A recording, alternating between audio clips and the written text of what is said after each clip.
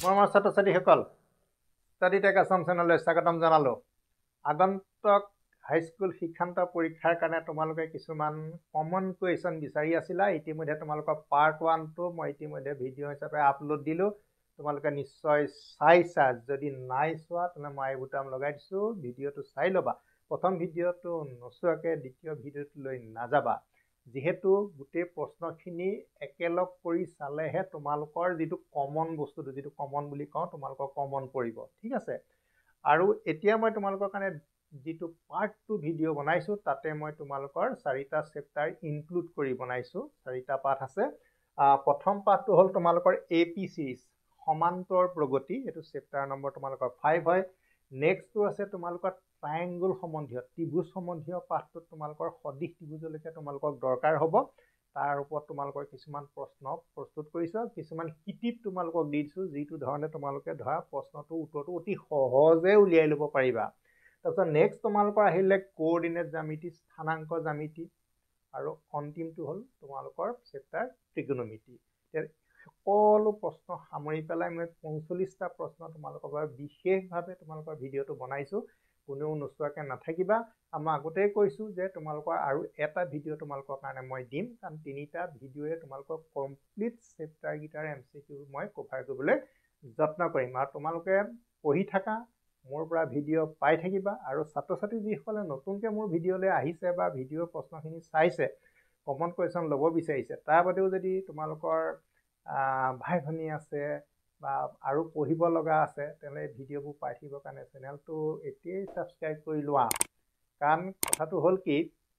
Channel ঢেৰ হ'ল, কিন্তু চেনেল ঢেৰ হ'লেও তোমালোকক মই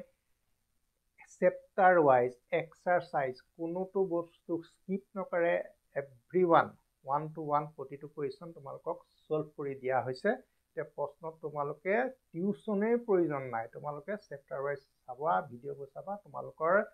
ছাকচেছ 100% নিশ্চিত। আৰু মই তোমালোকৰ আৰু এটা কথা ইনফৰমেশ্যন দি থওঁ, যিহেতু আমি এপ্ৰিল মাহৰ পৰা তোমালোকৰ ৰামানুজন বেচ আকৌ পুনৰ আৰম্ভ কৰিম। যিসকল ছাত্ৰ ছাত্ৰীয়ে মোৰ ওচৰত অনলাইন যোগে ক্লাছ ল'বৰ কাৰণে এতিয়াও আশা পালি আছে, তেওঁলোকে ভিডিঅ'বোৰ চাই থাকিবা। আমি ইতিমধ্যে মাৰ্চৰ লগে লগে তোমালোকৰ এডভাৰটাইজ কৰিম,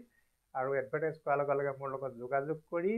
এপ্ৰিলৰ পৰা পুনৰ নিউ কোৰ্চ ষ্টাৰ্ট কৰি দিম। আৰু উইদিন 6 মান্থ, 6 মাহৰ ভিতৰতে তোমালোকৰ কোৰ্চ সম্পূৰ্ণ কৰি দিম। আৰু 6 মাহৰ ভিতৰত কোৰ্চটো সম্পূৰ্ণ হ'লে তোমালোকৰ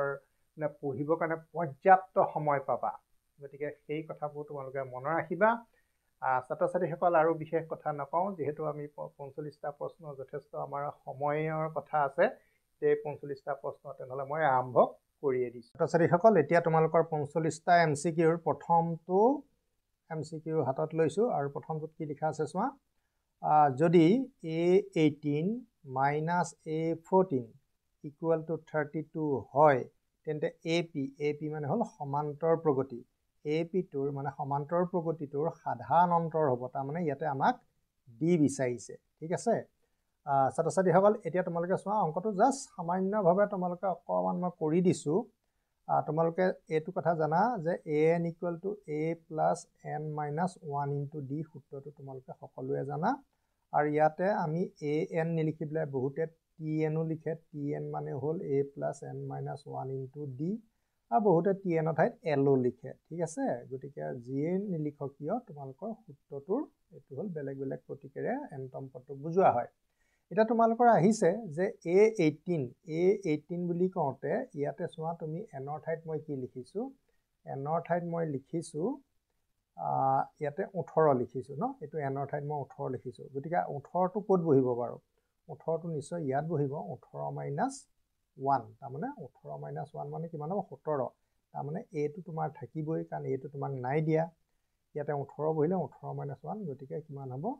17D। A14, গতিকে A14 মানে আকৌ ঠিক তেনেকৈ তোমাৰ কিমান হ'ব? A14 মানে এইটো তোমাৰ থাকিবই। ইয়াতে যদি আমি 14 বহাই দিওঁ, 14 - 1 কিমান হ'ব? 13, গতিকে 13D। তোমালোকক এটা কথাই জনাই থওঁ, যেতিয়া 18 থাকে তুমি ইয়াতে 17 দিন দিবা, যেতিয়া 14 থাকে তুমি 13 দিন দিবা। সেইটোৱে হ'ল মূল কথা। এই ধৰণে তোমালোকক শিকোৱা হয় সাধাৰণতে।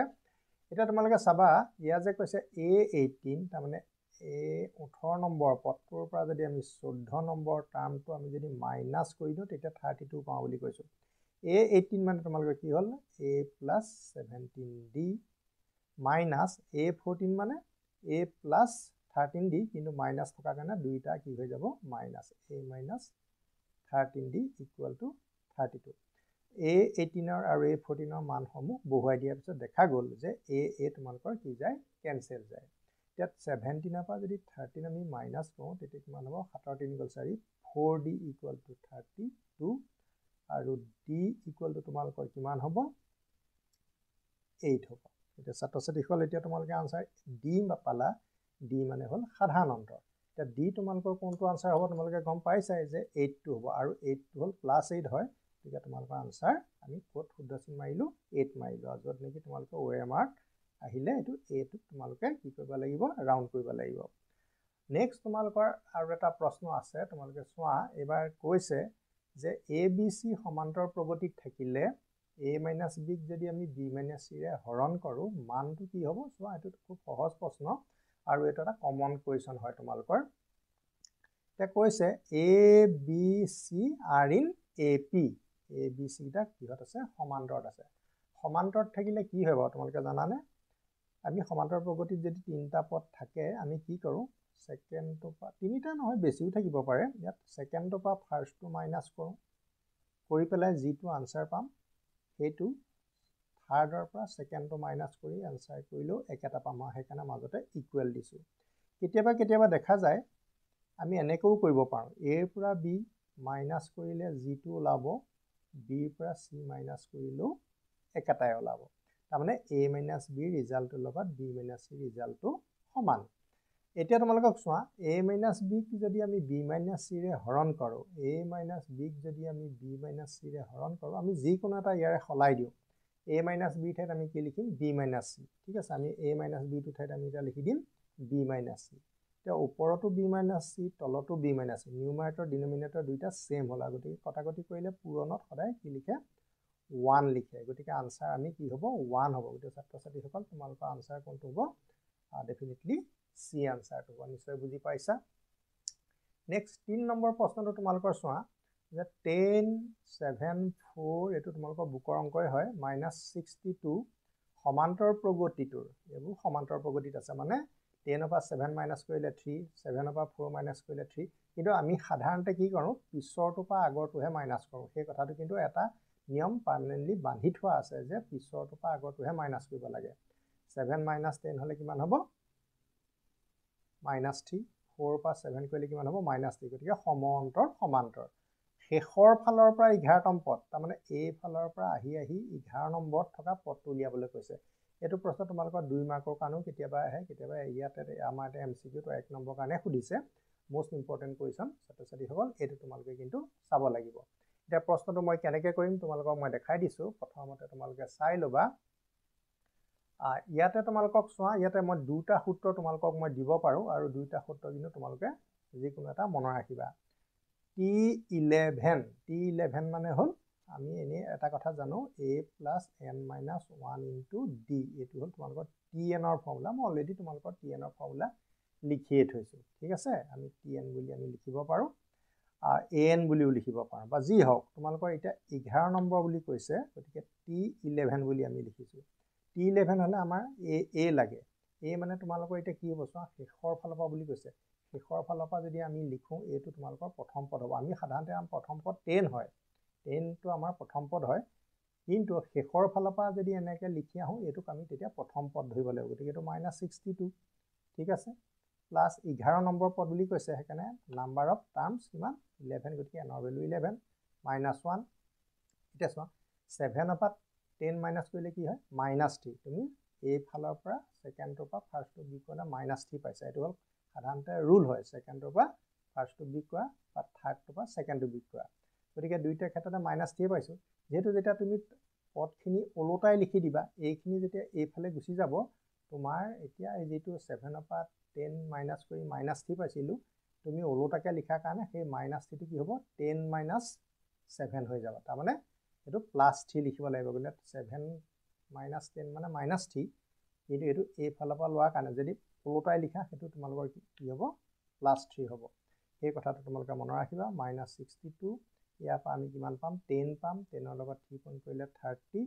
আৰু শেষত গৈ এটো আমি প্লাস মাইনাস কৰিলে কিমান পাম -32 ছাত্ৰ ছাত্ৰীসকল এতিয়া আনসাৰ তোমালোকৰ কোনটো হ'ল তোমালোকে নিজে গম পাইছা চাগে আনসাৰটো তোমালোকৰ হৈ গলগে 32 মানে -32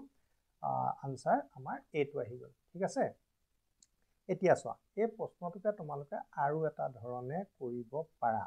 যদি শেষৰ ফালৰ পৰা বুলি কয় তেতিয়া তোমালোকে এই ফৰ্মুলাটো লগাব পাৰা যে আমি এনেকুৱা ধৰণে কৰিম মই তোমালোকক বুজাই দিছো যে an টো পাবৰ কাৰণে তাৰ মানে 11 পদটো পাবৰ কাৰণে l minus n minus 1 into d l minus n1 এই ফৰ্মুলাটো তোমালোকে লগাব পাৰা a11 l মানে হ'ল লাষ্ট টাৰ্মটো কিমান -62 প্লাস n ৰ মান কিমান 11 minus 1 আৰু d ৰ মান কিমান হ'ব 7 পৰা 3 গলে -3 যদি তুমি এইটো ফৰ্মুলা লগোৱা এইটো সিস্টেমতে তুমি কৰিলেই হ'ব গতিকে 7 পৰা 10 গলে কি হ'ব -3 তুমি বহাব পাৰিবা যদি তুমি এইটো মেথড লগোৱা মানে a + n - 1 * d লগোৱা তেতিয়া কিন্তু এই ইয়াতে যেটো আমি 7 পৰা 10 মাইনাস কৰিছো নহয় তুমি -3 ইয়াতে বহাইছা কিন্তু এই যদি তুমি এইটো ফৰ্মুলা লগোৱা তেতিয়া আকৌ তুমি +3 লিখিব লাগিব পাৰ্থক্যটো হিমানে -62 এটো কিমান হ'ব তোমাৰ 10 হ'ব আৰু 10 ৰ লগত -3 আগত তোমালোকৰ এটো সৰি এটো মাইনাস আছিল না এটো মাইনাস আছিল গতিকে -62 +30 হ'ব আলটিমেটলি -32 এটা দুই ধৰণে তোমালোকে উলিয়াব পাৰিবা এটা এটো যদি তোমাক পিছ ফালৰ পৰা বুলি কয় এটো ধৰণে কৰিলে তুমি n ৰ মানটো এটা কথা মনত ৰাখিবা যে আমি কেনেকৈ উলিয়াম 11 নম্বৰ পদটো যে 7 পৰা 10 মাইনাস কৰি -3 পাইছো এটো এজ ইট ইজ লিখিব পাৰিবা l মানে হ'ল লাষ্ট টাৰ্মটো হ'ল -62 বাকি তোমালোকৰ ফৰ্মুলাই বাকি ৰিজাল্টটো তোমালোকক দি দিব কিন্তু এইটোৰ ক্ষেত্ৰত তোমালোকৰ অকমান সাৱধান হ'ব এইটোৱে লাগিব কিয় মই d মানটো এনে সাধাৰণতে কি আছিল 7 - 10 -3 আছিল কিয় +3 লিখিলো যেহেতু পদকিটা ওলোটাই লিখাৰ কথাটো ক'লে সেই কাৰণে d মানটোকে আমি কি কৰি ল'ব লাগিব সলাই ল'ব লাগিব জাস্ট চিনটো তোমালোকে সলাই ল'ব লাগিব ছাত্ৰ ছাত্ৰীসকল তোমালোকৰ 3 নম্বৰ প্ৰশ্নলৈকে আনসাৰ হৈ গৈছে এটা তোমালোকে চোৱা আন এটা প্ৰশ্ন আহি গল 4 নম্বৰ আৰু 4 নম্বৰ প্ৰশ্নটো তোমালোকৰ সহজ প্ৰশ্নই হয় যেহেতু ইতিমধ্যে তোমালোকে 1 নম্বৰ প্ৰশ্নটো কৰিছিলা ইয়াতে কৈছে যে a18 minus a13 a18 মানে a plus 17d তোমালোকে মনত ৰাখিবা যিমান থাকে 18 আছে নহয় 17d হা এক কমাই পেলাই লিখিবা মাইনাস আকৌ এইটো তোমালোকৰ কি হ'ব a minus 12d এনে সাধাৰণতে a plus 12d কিন্তু কথা হল আগত মাইনাস থকাৰ কাৰণে তোমালোকে ব্ৰেকেট দিব পাৰা বা ডাইৰেক্ট যি সকলে বুজি পোৱা ডাইৰেক্টলি পাতিবা আৰু -12d এতিয়া a কাটি দিলো এতিয়া 12d পৰা যদি 17d পৰা যদি 12d মাইনাস কৰা তোমালোকৰ কি আহিব 5d ঠিক আছে এটা কৈছে সাধাৰণ অন্তৰ 5 তাৰ মানে এই d মান তোমালোকক দিয়া আছে যে d মান তুমি কিমান পাবা 5 গতিকে 5 * 5 কিমান হৈ যাব 25 এটা ছাত্ৰ ছাত্ৰীসকল গতিকে তোমালোকে আনসাৰটো গম পাইছা 25 ওলাব আৰু সেইটো তোমালোকৰ কাৰণে কি হ'ব সিট তোমালোকে টিক মাৰি মৰিব লাগিব গতিকে ইয়াতে চোৱা 1 নম্বৰটোৰ লগত তোমালোকৰ এই 5 নম্বৰটোৰ প্ৰশ্ন সোধাৰ ষ্টাইলটো বেলেগ ইয়াতে সাধাৰণ অন্তৰ বিচাৰিছে ইয়াত আকৌ সাধাৰণ অন্তৰটো দিয়া আছে ইয়াত d মানটো দিয়া আছে গতিকে তোমালোকে কেনেকৈ প্ৰশ্নটো কৰিলো সমাধান সেই কথাটো জাস্ট মন কৰিবা নেক্সট আহিলে তোমালোকৰ আন এটা প্ৰশ্ন যদি কি দিয়া আছে 18, a, b -3 are in ap এইবিলাক ap ত আছে তেন্তে a plus b ভ্যালু কিমান হ'ব ঠিক আছে ইয়াত a আৰু b তুমি দেখা পাইছা কিন্তু a আৰু b প্লাস ইয়াৰ পৰা কেনেকৈ হ'ব এটা আমি পদগিটা কিহত আছে সেই কথাটো আমি লক্ষ্য কৰো পদগিটা দিয়া আছে 18 a b আৰু -3 ঠিক আছে এইগিটা তোমালোকৰ টাৰ্মছ বুলি দিয়া আছে এনে সাধাৰণতে সমান্তৰ প্ৰগতিত থাকিলে পদবোৰ আমি কেনেকৈ লিখো সেকেন্ডৰ পৰা ফাৰ্ষ্টটো মাইনাস কৰিম ইকুৱেল দিম আকৌ থাৰ্ডৰ পৰা সেকেন্ডটো মাইনাস কৰিম b মাইনাস ইকুৱেল দিম আকৌ -3 পৰা b টো মাইনাস কৰিম এটা তোমালোকে তিনিটা সমান পাই গলা তাৰ মানে এইটোৰ পৰা এইটো বিয়োগ কৰি যেটো আনসাৰ পাম সেইটোৰ লগত ইকুৱেল হ'ব b ৰ পৰা a মাইনাস কৰি আনসাৰটো ইকুৱেল হ'ব আৰু -3 পৰা b মাইনাছ কৰি পোৱাটো ইকুৱেল হ'ব এটা তোমালোকক কৈছে যে a + b গতিকে a আৰু b থকা a ৰাশিটো ললে তোমালোকক সহজতে আনসাৰটো ওলাই যাব যেটো ইকুৱেল আছে আমি এটো কথা বাদ দি থব পাৰো a - 18 -3 - b তে a পাতিলোৱে আৰু এপিনে -b টো যদি এটো সাইডে গুছি আহে +b হ'ব আৰু -3 টো অলৰেডি এপিনে আছে -18 টো ইফালে গুছি গলে +18 হ'ব তে a + b হৈ গল আৰু 18 পৰা 3 বিয়োগ কৰিলে কিমান হ'ব 15 হ'ব তে ছাত্ৰ-ছাত্ৰীসকল তোমালোকে আনসাৰ পাই গলা 15 এটা 15 তোমালোকে কোড টিক মাৰিব লাগিব নিশ্চয় ডিট মাৰিব লাগিব তে ডিট আমি আনসাৰটো পাই গলো ঠিক আছে এতিয়া নেক্সট আহিলে তোমালোকৰ 6 নম্বৰ এটো এটা বহুত দৰকাৰী প্ৰশ্ন হয় 6 নম্বৰ প্ৰশ্নটো তোমালোকে চোৱা 6 নম্বৰ প্ৰশ্নটো তোমালোকৰ বুকতে আছে আৰু বুকৰ পৰা তোমালোকক মই এতিয়া প্ৰশ্নটো দেখাই দিছো যে কেনেকৈ তোমালোকে প্ৰশ্নটো কোড সোমাই আছে তোমালোকে টেক্সট বুকখন তোমালোকে চোৱা টেক্সট বুকখন আমি যেহেতু চুককোণ মাৰি কোনেও নপঢ়ো সেইকাৰণে আনসাৰবোৰ কোড সোমাই আছে আমি ধৰিবও নোৱাৰো আৰু কিছু সংখ্যক ছাত্ৰ-ছাত্ৰীয়ে অলপ সাৱধানে পঢ়ে মন্তব্য বুলি দি থোৱা আছে আৰু তোমালোকে এপি সমান্তৰ প্ৰগতিৰ তোমালোকৰ 145 পেজটো নিশ্চয় আছে আৰু সেই পেজটোতে তোমালোকৰ মন্তব্য বুলি এটা দিয়া আছে তলফালে দেখা পাইছা এই মন্তব্যতে দিয়া আছে যে সমান্তৰ প্ৰগতিৰ nটা পদৰ যোগফল আৰু প্ৰথম n - 1টা পদৰ যোগফলৰ পাৰ্থক্য মানে হল বিয়োগ সেই সমান্তৰ প্ৰগতিটোৰ nতম পদটো পাবলৈ হলে an = sn - sn - 1 তাৰ মানে nটা পদৰ যোগফলৰ পৰা যদি তাৰ আগৰ পদটো তোৰ যোগফলটো sn - 1 পাৰ্থক্য কৰি দিও তেতিয়া an টো তুমি পাই যাবা গতিকে তুমি আনসাৰটো পাই গলা এতিয়া ছাত্ৰ-ছাত্ৰীসকল তোমালোকৰ আনসাৰ তেনেহলে কোনটো হ'ব তোমালোকে গম পাইছা আনসাৰ তোমালোকৰ এটো হ'ব ঠিক আছে এতিয়া তোমালোকৰ সেই আনসাৰটো বাৰু মই এনে সাধাৰণভাৱে অকমান এক্সপ্লেইন কৰি দিছো তোমালোকে চাই লোৱা গতিকে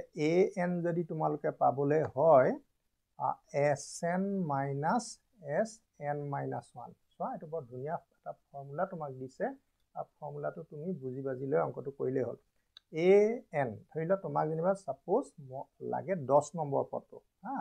তোমাৰ 10 নম্বৰ পদটো লাগে তেতিয়া তুমি কি কৰিবা ইয়াতে n ৰ ভ্যালু 10 বহাইছা ইয়াতো n ৰ ভ্যালু 10 বহা s10 তাৰমানে 10টা পদৰ যোগফল উলিয়াবা 10টা পদৰ যোগফলৰ পৰা যদি তুমি n ৰ মান 10 10 - 1 9টা পদৰ যোগফল 10টা পদলৈকে যোগফল উলিয়াই পেলাই তাৰমানে তুমি ফৰ্মুলাটো যোগফলৰ নিশ্চয় এপি জানিব লাগিব সেই যোগফলৰ ফৰ্মুলাটোত a d n ৰ মান বহুৱাই পেলাই যিটো উত্তৰ পাবা বা মান পাবা ভ্যালু পাবা এই ভ্যালুটো পৰা 9টা পদৰ যোগফলটো যদি মাইনাস কৰি দিয়া ডাইৰেক্ট 10 নম্বৰ পদটো তুমি পাই যাবা গতিকে এই সূত্ৰটোৱে তোমাক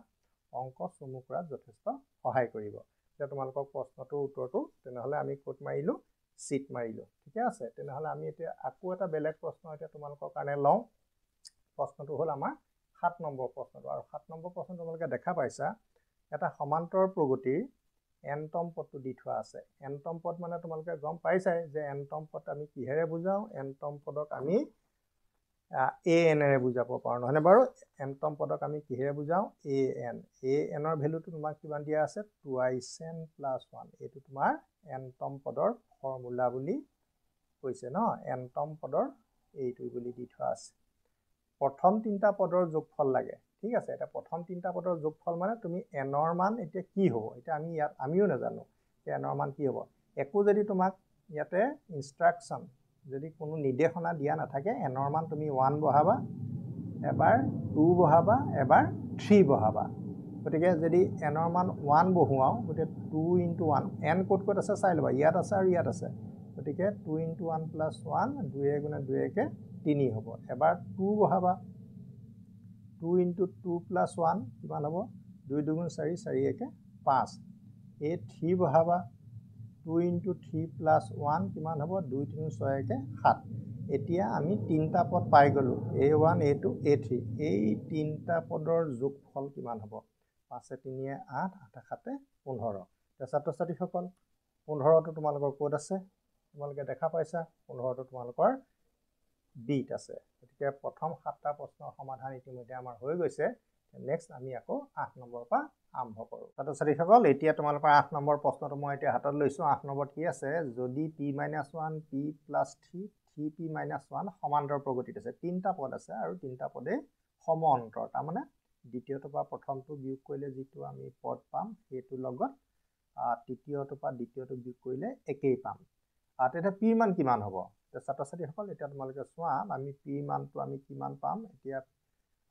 পি প্লাছ 3 পৰা আমি মাইনাছ কৰিম পি মাইনাছ 1 ঠিকে আছে সেইটো ইকুৱেল হ'ব লাগিব সমান হ'ব লাগিব তাৰপৰা 3p তাৰমানে তৃতীয়টোৰ পৰা মাইনাছ কৰিব লাগিব দ্বিতীয়টো এইটো এনেকুৱা ধৰণে তোমালোকে পাতি ল'বা পাতি লোৱাৰ পিছত বন্ধনীটো খুলি দিবা এইটো প্ৰথম বন্ধনীটো আগত প্লাছ আছে গতিকে টাৰ্মটো একে থাকিব আৰু minus P minus minus plus 1 এইটো 3p মাইনাছ 1 আৰু মাইনাছ পি মাইনাছ 3 এটা অলপ যোগ বিয়োগ কৰি লোৱা পি তোমালোকৰ কেঞ্চেল গ'ল 3 পৰা 1 এইটো মাইনাছ নহ'ব প্লাছ 3 প্লাছ 1 গতিকে এইটো 4 হে হ'ব হয় নহয় ইয়াতে তোমাৰ 3p পৰা পি গ'লে তোমালোকৰ থাকিব 2p ঠিকে আছে আৰু মাইনাছ 1 মাইনাছ 3 এইটো তোমালোকৰ হ'বগৈ মাইনাছ 4 এতিয়া মাইনাছ 4টো যদি আমি 4ৰ ওচৰলৈ লৈ আহোঁ 4 প্লাছ 4 হ'ব তোমালোকৰ আৰু এইপিনে থাকিব 2p আমি যদি ওলোটাকে পাতোঁ 2p ইকুৱেল টু 8 হ'ব আৰু p ইকুৱেল টু তোমালোকৰ কিমান হ'ব 2ৰে 8ক ঘন কৰিলে 4 হ'ব এতিয়া ছাত্ৰ ছাত্ৰীসকল তোমালোকে আনচাৰ পাই গ'লা গতিকে কেনেকৈ তোমালোকে অংকটো কৰিব লাগিব সেই কথাটো প্ৰথম ভালকৈ তোমালোকে শিকি ল'বা গতিকে আমাৰ আনচাৰ কোনটো হ'ব 8 নম্বৰৰ 4টো মানে 4 আনচাৰ থকাটো তাৰমানে এইটো হ'ব ঠিক আছে নেক্সট তোমালোকৰ আৰু এটা আহিলে প্ৰশ্ন এইটো প্ৰশ্ন আগে মেট্ৰিকতো দুবাৰমান আহিছে এইটো দৰকাৰী প্ৰশ্ন তোমালোকে প্ৰশ্নটো চাবা এই প্ৰশ্নটোৰ সলিউশ্যনটো এতিয়া মই তোমালোকক কৰি দিম আৰু বুজিবলৈ যত্ন কৰিবা যিহেতু ত্ৰিভুজৰ ADৰ দৈৰ্ঘ্য বিচাৰিছে আৰু ত্ৰিভুজটো সমকোণী ত্ৰিভুজ কাৰণ 90 ডিগ্ৰী বুলি দিয়া আছে গতিকে মই ত্ৰিভুজটা সৰুকৈ আঁকি লওঁচোন বাৰু এইটো আমি ত্ৰিভুজ আঁকি ল'লোঁ ত্ৰিভুজটো আঁকি পেলাই এইটো আমি 90 ডিগ্ৰী বুলি দিলোঁ য'তে 90 ডিগ্ৰী দিছোঁ তাতে আমি কিন্তু A লিখিব লাগিব বাকী আমি BC ক'ত দিম দিলেই হ'ল আৰু তুমি নিজৰ মতে দিলেই হ'ল ABC বুলি আমি ট্ৰায়েংগলটোৰ নামটো দি ল'লোঁ ঠিক আছে এতিয়া AB 3 বুলি কৈছে এইটো জোখটো আমাৰ 3 BC 5 এইটো 5 বুলি দিয়া আছে আৰু AD ডাল হেনো লম্ব বুলি কৈছে এইডালৰ নাম হ'ল AD বুলি কৈছে ঠিক আছে এতিয়া AD দৈৰ্ঘ্যডালহে তোমাক বিচাৰিছে এতিয়া তুমি মন কৰিবা ত্ৰিভুজ সমকোণী ত্ৰিভুজটাৰ সাধাৰণতে দুটা বাহুৰ জোখ যদি দিয়া থাকে তৃতীয় বাহুটো আমি পাইথাগোৰাছৰ সূত্ৰৰ জৰিয়তে উলিয়াই ল'ব পাৰোঁ আৰু এইডাল কোনডালৰ জোখ উলিয়াব লাগে সাধাৰণতে এইডাল লম্ব নহয়নে বাৰু লম্বডালৰ জোখটো আমাৰ উলিয়াব লাগে এতিয়া পাইথাগোৰাছৰ সূত্ৰ মতে কিমান হ'ব AB স্কুৱেৰ ভূমি স্কুৱেৰ লম্ব স্কুৱেৰ ইকুৱেল টু অতিভুজ স্কুৱেৰ এইটোৱে তোমালোকৰ হ'ল সূত্ৰটো এতিয়া সেই সূত্ৰটো তুমি মানকেইটা পাতি দিয়া AB মান কিমান পালা 3 স্কুৱেৰ আৰু AC মান তোমালোকক নাই উলিয়াব লাগিব আৰু BC মান তোমালোকক দিয়া আছে ঠিক আছে এতিয়া AC স্কুৱেৰ ইকুৱেল টু কিমান হ'ব 5 স্কুৱেৰ মানে 25 আৰু AC স্কুৱেৰ মান হ'ল 9 এইটো প্লাছ 9 আছিলে এইফালে গুচি গ'ল মাইনাছ 9 গতিকে AC স্কুৱেৰৰ ভেলুটো তোমাৰ কিমান হ'লগৈ এইপিনে 16 হ'ল আৰু AC মানে যেতিয়া আমি ত্ৰিভুজৰ বাহুৰ জোখ উলিয়াবলৈ যাওঁ বৰ্গমূলটো প্লাছ মানে প্লাছ মাইনাছ দিব নালাগে জাষ্ট আমি একোচন দিব নালাগে একোচন মানে আমি প্লাছ দিছোঁ বুলি ভাবি ল'লে হ'ল আৰু 16ৰ বৰ্গমূল কিমান হ'ব 4 গতিকে এই বাহুটো আমি কিমান পাই গ'লোঁ 4 পাই গ'লোঁ ঠিক আছে আমাক এতিয়া কোনটোৰ দৈৰ্ঘ্য লাগে AD দৈৰ্ঘ্য লাগে AD ডালৰ দৈৰ্ঘ্য লাগে এতিয়া আমি ত্ৰিভুজৰ কালিটো কেনেকৈ পাইছিলোঁ যে কালি ABC ত্ৰিভুজৰ কালি তোমালোকৰ কি আছিলে হাফ ইনটু ভূমি মানে কি হ'ব AB উন্নতি কোনডাল হ'ব উন্নতি মানে লম্ব AC এইটো এটা ত্ৰিভুজৰ কালি ৰুল হয় নহয়নে বাৰু হাফটো থাকিব AB থাকিব ABডাল লগ ভূমি বুলি কওঁ আৰু উচ্চতাটো তাৰমানে এই দুটা বাহু হ'লেই আমাৰ হৈ যায় ঠিক আছে তাৰমানে সমকোণ সৃষ্টি কৰা বাহু দুটাৰ পূৰণফলৰ আধা ত্ৰিভুজৰ কালি তুমি আন ধৰণেও উলিয়াব পাৰিবা হাফ ইনটু ভূমি কোন চোৱা এইডাল লম্ব বুলি কৈছে নাই এইডাল যদি লম্ব বুলি কৈছে তেতিয়া BC ডালক আকৌ তুমি ভূমি বুলি ধৰিব লাগিব আৰু AD ডাল তোমাৰ উচ্চতা বা লম্ব এতিয়া চোৱা তোমালোকৰ এই দুটা তুমি পাই গ'লা ঠিক আছে একেটা ত্ৰিভুজৰে আমি কালি দুই ধৰণে উলিয়াব পাৰোঁ এবাৰ এইডালক ভূমি ধৰিলে এইটো লম্ব হ'ব এবাৰ এইডালক যদি ভূমি ধৰোঁ এইডাল লম্ব হ'ব কাৰণ এইডাল লম্ব বুলি প্ৰশ্নটোত ইতিমধ্যে কৈ দিয়া আছে দুইফালে হাফ তোমালোকৰ কটা গ'ল AB মান তোমাৰ কিমান আছে AB মান তোমালোকৰ ইয়াতে দেখা পাইছা 3 আছে AC মান তোমালোকৰ কিমান দিয়া আছে 4 দিয়া আছে BC মান তোমালোকে কিমান পাইছিলা 5 পাইছিলা আৰু AD মান তোমালোকৰ দিয়াই আছে AD দিয়া আছে মানে উলিয়াব লাগিব 3 4 গুণ কিমান হ'ব 12 আৰু এই 5টো যদি ইয়াৰ তললৈ আমি হৰণ কৰি দিওঁ ADটো অকলশৰীয়া হৈ যাব গতিকে AD মান হ'ব 12/5 ছাত্ৰ ছাত্ৰীসকল তে AD মান আমাৰ কিমান হ'ব 12/5 ইয়াত চোৱা ঠিক মাৰিয়ে থৈছোঁ মই ইতিমধ্যে গতিকে তোমালোকে শুদ্ধ উত্তৰটো পাই গ'লা এইটো এটা বহুত ইম্পৰ্টেণ্ট অংক হয় এইটো বহুত আগতে প্ৰায় 18-19 এনেকুৱা চনতে তোমালোকৰ এই প্ৰশ্নটো আহিছিলে এইটো দৰকাৰী প্ৰশ্ন আৰু কেনেকৈ কৰিছোঁ সেই গোটেই সমস্যাটো তোমালোকে ইয়াতে ভালকৈ চাই ল'বা নেক্সট প্ৰশ্ন আহিলে তোমালোকৰ আন এটা প্ৰশ্ন চোৱা ইয়াতে দিছে 10 নম্বৰটো দেই তোমালোকে যি লিখিছেনে বাৰু য়েছ ইয়াতে কৈছে যে ত্ৰিভুজ এটা আছে তাৰে A কোণটোৰ জোখ পাবলৈ হ'লে B কোণ আৰু C কোণৰ জোখ দুটা যোগ কৰিব লাগিব তাৰমানে দুটা কোণৰ যোগফল তৃতীয় কোণৰ সমান এইটো আমি তৃতীয় কোণ বুলি ধৰিব পাৰোঁ দুটা কোণ যোগ কৰিলে তৃতীয় লগত সমান হয় আৰু এই ৰুলটো কেৱল খাটে সমকোণী ত্ৰিভুজৰ ক্ষেত্ৰতে এতিয়া সমকোণী ত্ৰিভুজতে এইটো ঘটনা ঘটিব য'ত দুটা কোণৰ সমষ্টি তৃতীয় কোণৰ সমান তেতিয়া আমাৰ ত্ৰিভুজটো কি হ'ব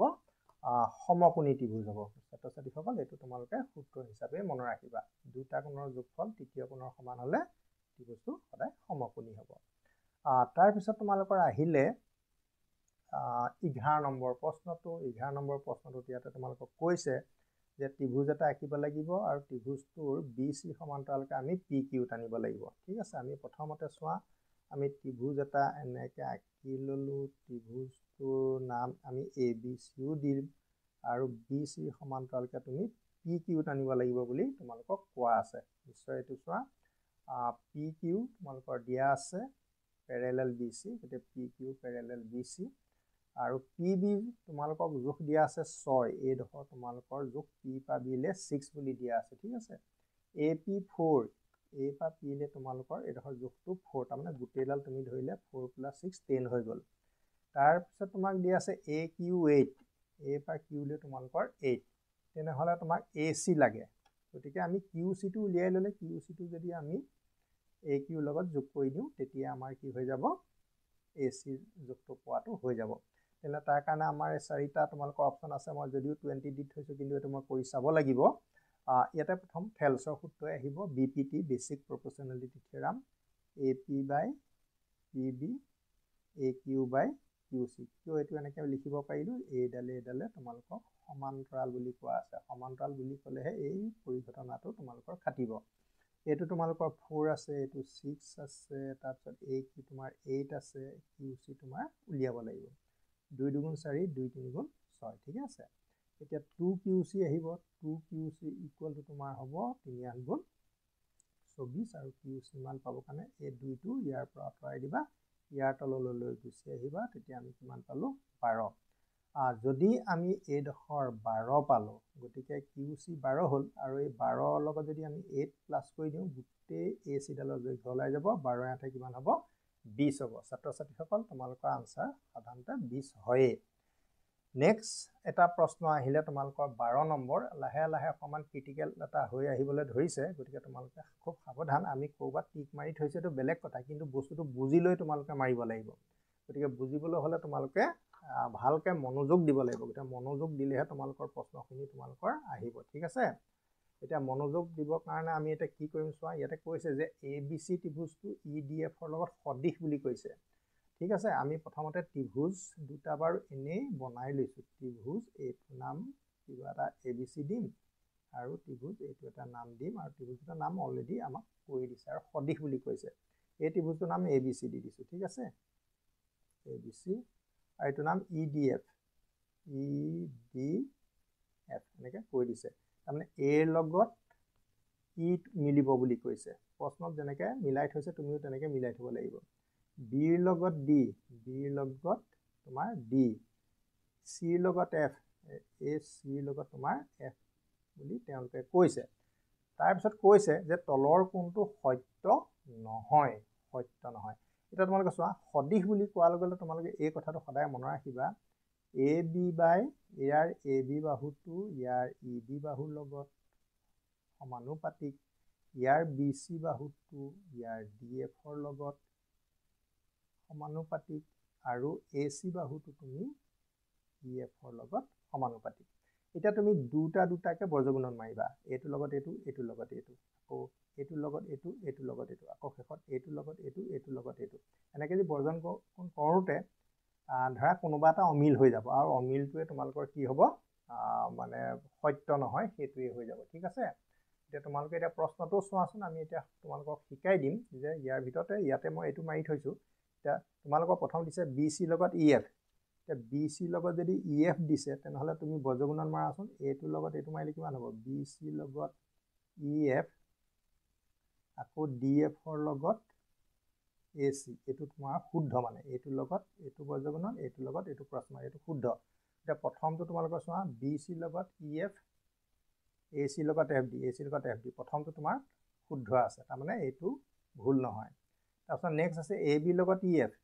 AB লগত EF তাৰ মানে বৰ্গগুণন কোনটো মাৰিলে AB লগত EF মাৰিলে গতিকে AB লগত যদি EF মাৰিলে তেনেহলে ED লগত কি মাৰিব ED লগত তোমাৰ মাৰিব AC এতিয়া হেতুটো আমি চাওচোন AB লগত যদি EF মাৰিছে AC লগত ED মাৰিছে ED DE একেটাই চিন্তা কৰিব নালাগে ইয়াতে তোমাক দিছে এইটো ED DE আৰু মই লিখিছো ED গতিকে সেকেন্ডটো শুদ্ধ এইটো তোমালোকৰ শুদ্ধ হয় ঠিক আছে এইটো শুদ্ধ তো লাষ্টলৈ আহিছো এটা BC লগত DE মাৰিছে ন BC লগত DE মাৰিছে তাৰ মানে এইটো লগত বৰ্গগুণন এইটো কৰিছে চাই লোৱা BC লগত যদি ED মাৰিছে তেনেহলে AB লগত কাক মাৰিব AB লগত বৰ্গগুণন DF মাৰিব এতিয়া এই অনুপাতটো আছে না নাই তুমি চাই দিলে হ'ল এই অনুপাতটো তোমাৰ আছে না নাই চোৱা BC লগত তোমাৰ কি মাৰিছে BC লগত DE BC লগত DE ED DE একাটাই দেই আৰু তাৰ লগত হ'ব লাগে AB লগত EF কিন্তু আছে AB লগত DF আছে AB লগত DF আছে গতিকে এইটোৱে তোমালোকৰ ভুল ছাত্ৰ-ছাত্ৰীসকল গতিকে তোমালোকৰ শুদ্ধ উত্তৰ কোনটো হ'ব এইটো শুদ্ধ উত্তৰ মানে সত্য নোহোৱাটোৱে তোমালোকৰ কাৰণে শুদ্ধ উত্তৰ তোমালোকে এটা কথাই মন কৰিবা যে বস্তুটো মই কেনেকৈ কৰিছো AB ED BC DF AC এনেকৈ তোমালোকে গোটেই অনুপাতকেইটা পাতি ল'বা পাতি লৈ ইয়াৰ লগত ইয়াৰ বৰ্গগুণন ইয়াৰ লগত ইয়াৰ বৰ্গগুণন কৰি পেলাই মিলাই মিলাই গৈ থাকিবা কোনোবা এটা তোমালোকে দেখিবা যে নিমিলিলে ইয়াতে নিমিলিলে তুমি এটা চোৱা AB লগত DF AB লগত DF বৰ্গগুণনটো হৈছে BC লগত ED এইটো ঠিকে আছে কিন্তু তোমাৰ আনসাৰে কিন্তু BC লগত DE বুলি কৈছে এইটো নোহোৱা বুলি নকয় কিন্তু এইটো সাইডৰ AB লগত DF নাই AB লগত থাকিব লাগিছিল EF নহয় থাকিব লাগিছিল DF সেইকাৰণে সত্য নহয় ছাত্ৰ-ছাত্ৰীসকল 12 নম্বৰ প্ৰশ্ন তোমালোকে পাই গলা এতিয়া নেক্সট প্ৰশ্ন তোমালোকৰ আহি গল 13 নম্বৰটো আৰু 13 নম্বৰ প্ৰশ্নটো তোমালোকৰ কি লিখিছে এটা ভালকৈ চোৱা যে ত্ৰিভুজ দুটা তোমালোকৰ আছে ইয়াৰ AB বাহুটো ইয়াৰ PQ লগত সমান বুলি কৈছে PQ QP একেটাই মানে এটা ত্ৰিভুজৰ দুটা বাহু এটা বাহু আনটো ত্ৰিভুজৰ এটা বাহুৰ লগত সমান তাৰপিছত B কোণটো ইয়াৰ মাজত B কোণ আছে দেখেনে B ইয়াৰ মাজত কি আছে হা B কোণটো কাৰ লগত সমান P কোণৰ লগত সমান ঠিক আছে আৰু B = PR গতিকে তুমি দেখা পাইছা এটা ত্ৰিভুজৰ দুটা বাহু আৰু মাজৰ কোণ দুটা তোমালোকৰ সমান যদি মাজৰ কোণ দুটা তোমালোকৰ সমান হয় তেলে আমাৰ সাধাৰণতে কি হয় বাকু বা চৰ্তটোৱে তোমালোকৰ কাৰণে কি হয় শুদ্ধ হয় গতিকে তোমালোকে দৰকাৰ হলে চিত্ৰটো তোমালোকে আঁকি চাব পাৰা যে ABC এইটো ABC এনেকৈ তুমি এটা ত্ৰিভুজ লামসাম এনে আঁকি ল'বা নেক্সট ত্ৰিভুজৰ নাম PQR দিছে PQR তোমাক কৈছে যে AB লগত QP এইডালৰ লগত এইডাল সমান বুলি কৈছে তাৰপিছত B কোণৰ লগত A কোণটোৰ লগত P কোণটো তোমাক সমান বুলি কৈছে এটা প্ৰশ্নই কৈছে আমি কোৱা নাই নেক্সট BC লগত PR BC লগত PR তেনেহলে কি হ'ল চোৱা বা কো বা কো বা গতিকে এছ ৰুলটোৰ মতে ত্ৰিভুজ দুটা কি হ'ব সৰ্বসম গতিকে তোমালোকে 13টা প্ৰশ্নৰ সমাধান পাই গলা এতিয়া নেক্সট প্ৰশ্ন তোমালোকৰ আহিব কেই নম্বৰ পৰা 14 নম্বৰ পৰা ছাত্ৰীসকল এতিয়া আমি 14 নম্বৰ প্ৰশ্নটো লৈছো ইয়াতে কৈছে যে ত্ৰিভুজ দুটা তোমালোকৰ আঁকি থোৱা আছে আৰু বাহু প্ৰথম ত্ৰিভুজ ABC বাহু তিনিটা মেজাৰটো দি থোৱা আছে যে AB বাহুটো মেজাৰটো 45 72 BC আছে AC 463 তেনেকৈ DE 7 দিয়া আছে EF 5 দিয়া আছে আৰু বা D তোমালোকৰ দিয়া নাই আজি হওক আৰু তোমালোকৰ ইন্টাৰনেল এংগল বিলাক তোমালোকৰ দি থোৱা আছে অন্তকোণ এটা 30 ডিগ্ৰী এটা 20 ডিগ্ৰী আৰু আনটো তোমাৰ 130 ডিগ্ৰী ঠিক আছে এটা তোমালোকে চোৱা ইয়াতে তোমালোকৰ কেবাটা ফালৰ পৰাও কথাটো নজৰ দিব লাগিব অকমান সাৱধান হ'ব লাগিব এইটো কাৰণে যে বস্তুটো আমি কেনেকৈ সমাধান সূত্ৰ বাহিৰ কৰিম ঠিক আছে এটা তুমি এটো চোৱা যে এই বাহুটো এই ত্ৰিভুজটোৰ জোখবিলাক যিবিলাক দিয়া আছে ন বাহুবিলাকৰ জোখ আৰু এই ত্ৰিভুজটোৰ বাহুবিলাকৰ জোখবিলাক অলপ সৰুকৈ দিয়া আছে তুমি চোৱাচোন মই দেখা পাইছোঁ যে 5ৰ লগত 45ৰ এটা সম্পৰ্ক আছে 5ক যদি আমি 9ৰে পূৰণ কৰি দিওঁ 5 × 45 তাৰমানে ইয়াৰ এ বি বাহুটোৰ লগত ইয়াৰ ই এফ বাহুটোৰ কি আছে এটা সম্পৰ্ক আছে কাৰণ 5 × 9 = 45 ঠিক তেনেকৈ 7 × 9 = 63 ঠিক আছে ইয়াৰ তোমাৰ ডি ইটো কাৰ লগত সম্বন্ধ আছে এ চিৰ লগত গতিকে আমি এইপিনে এ বি বাহুটোৰ লগত ই এফো আছে গতিকে এ বি আমি যদি চি লিখোঁ প্ৰথম ত্ৰিভুজটো এ বি চি সদিশ হ'ব কাৰ লগত এইটো তোমাৰ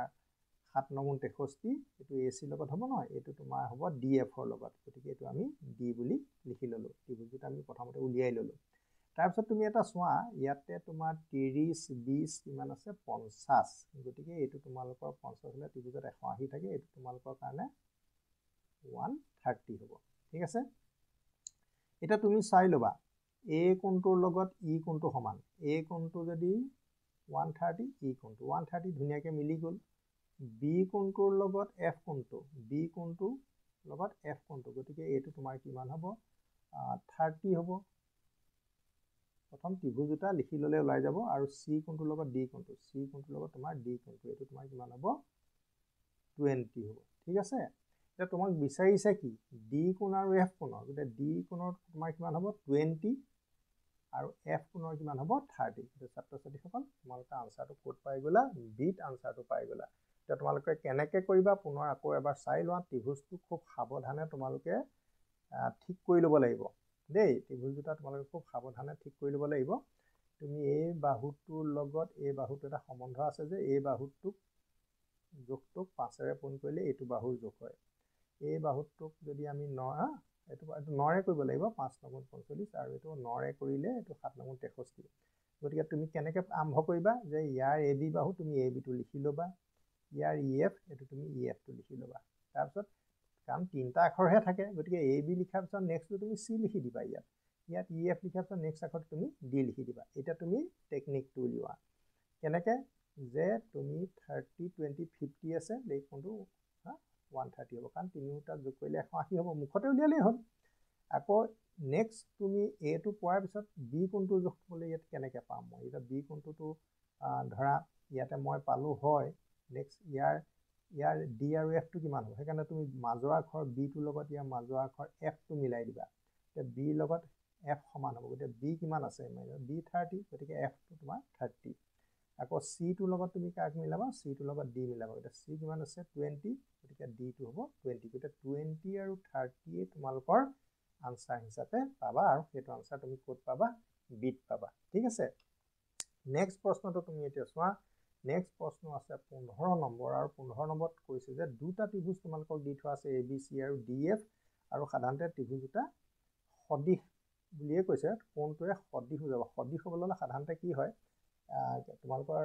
কেইবাটা নিয়মো আছে বাহু বাহু বাহু সমানুপাতিক হ'ব লাগিব বাহুবোৰ আৰু কোণ তিনিটা সমান হ'ব লাগিব বা দুটা কোণ সমান হ'লেও তোমালোকৰ সদিশ হয় এতিয়া তোমাক কৌশলটোহে মই শিকাই দিছোঁ যে বাহু দুটা অনুপাত দিয়া আছে মানে দুটা বাহু আৰু মাজৰ কোণ আকৌ এই দুটা বাহু আকৌ মাজৰ কোণটো যদি তোমালোকৰ সমান হয় ত্ৰিভুজ দুটা সদিশ হয় তোমালোকক দেখাই দিছোঁ কৌশলটো তোমালোকে চাবা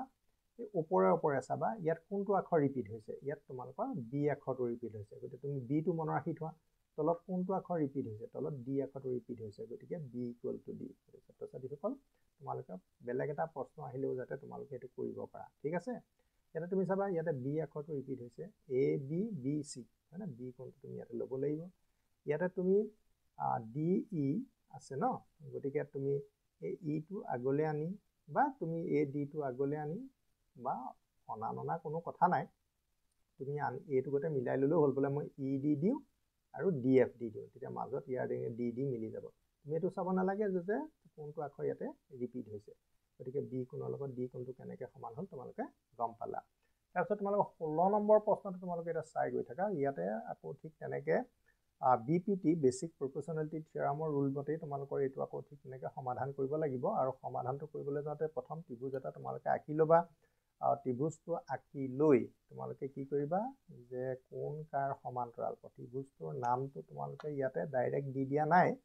যিহেতু ইয়াতে ত্ৰিভুজ এটা তোমালোকক চিত্ৰত বুলি দিছিলে, ত্ৰিভুজটো চিত্ৰটো আঁকি দিয়া নহ'ল, তাত হ'লেও তোমালোকে চিত্ৰটো নিজে বনাই ল'বা যে এ বি চি হ'ব আমাৰ ত্ৰিভুজটো, কাৰণ ইয়াতে কৈ দিছে যে বি চিৰ সমান্তৰাল ডি ই, এইডাল তোমালোকৰ ডি ই সমান্তৰাল। তাৰপিছত কৈছে যে এ ডি এক্স মাইনাছ 1, এইটো তোমালোকৰ এক্স মাইনাছ 1, আৰু ডি বি এক্স মাইনাছ 2, এইটো তোমালোকৰ এক্স মাইনাছ 2, ই তোমালোকৰ এইটো এক্স প্লাছ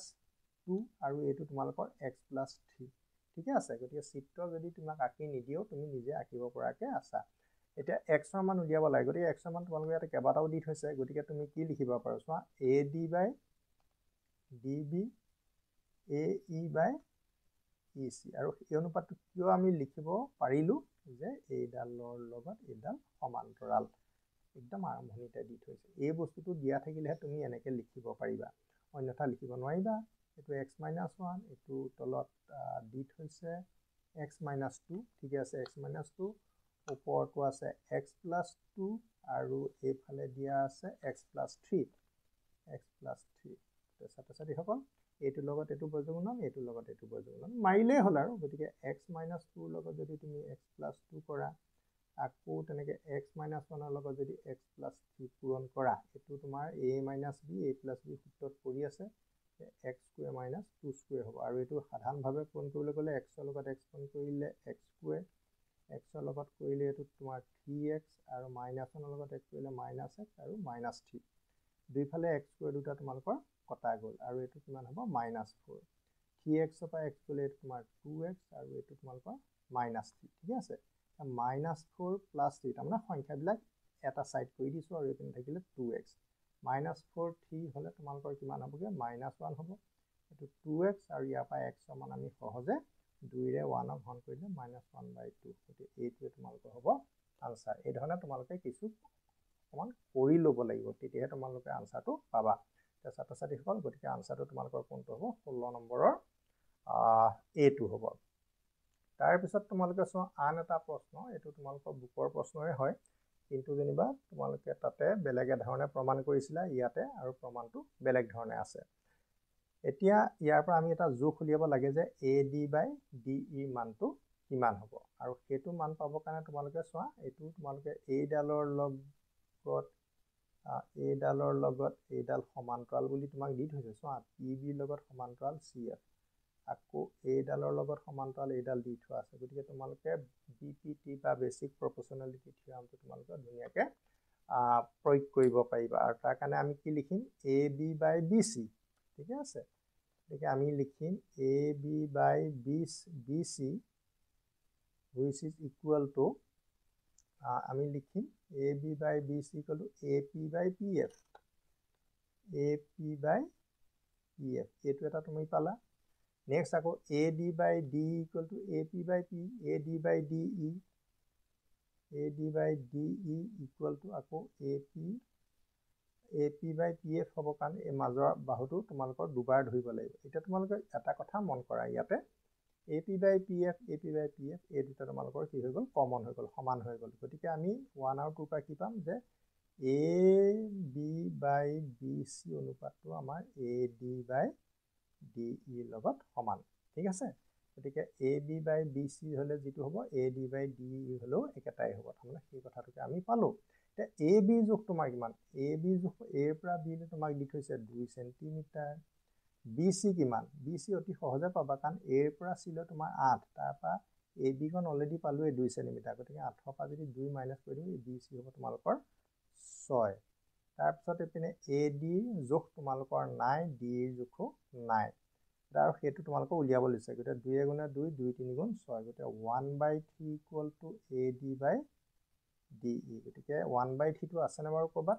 গতিকে নিশ্চয় থাকিব লাগিব, আৰু সেইটোৱে তোমালোকৰ ৰিকুৱাৰ্ড আনচাৰ হ'ব। গতিকে আনচাৰটো আমাৰ কোনটো হ'ব, এইটো হ'ব। গতিকে 17 নম্বৰৰ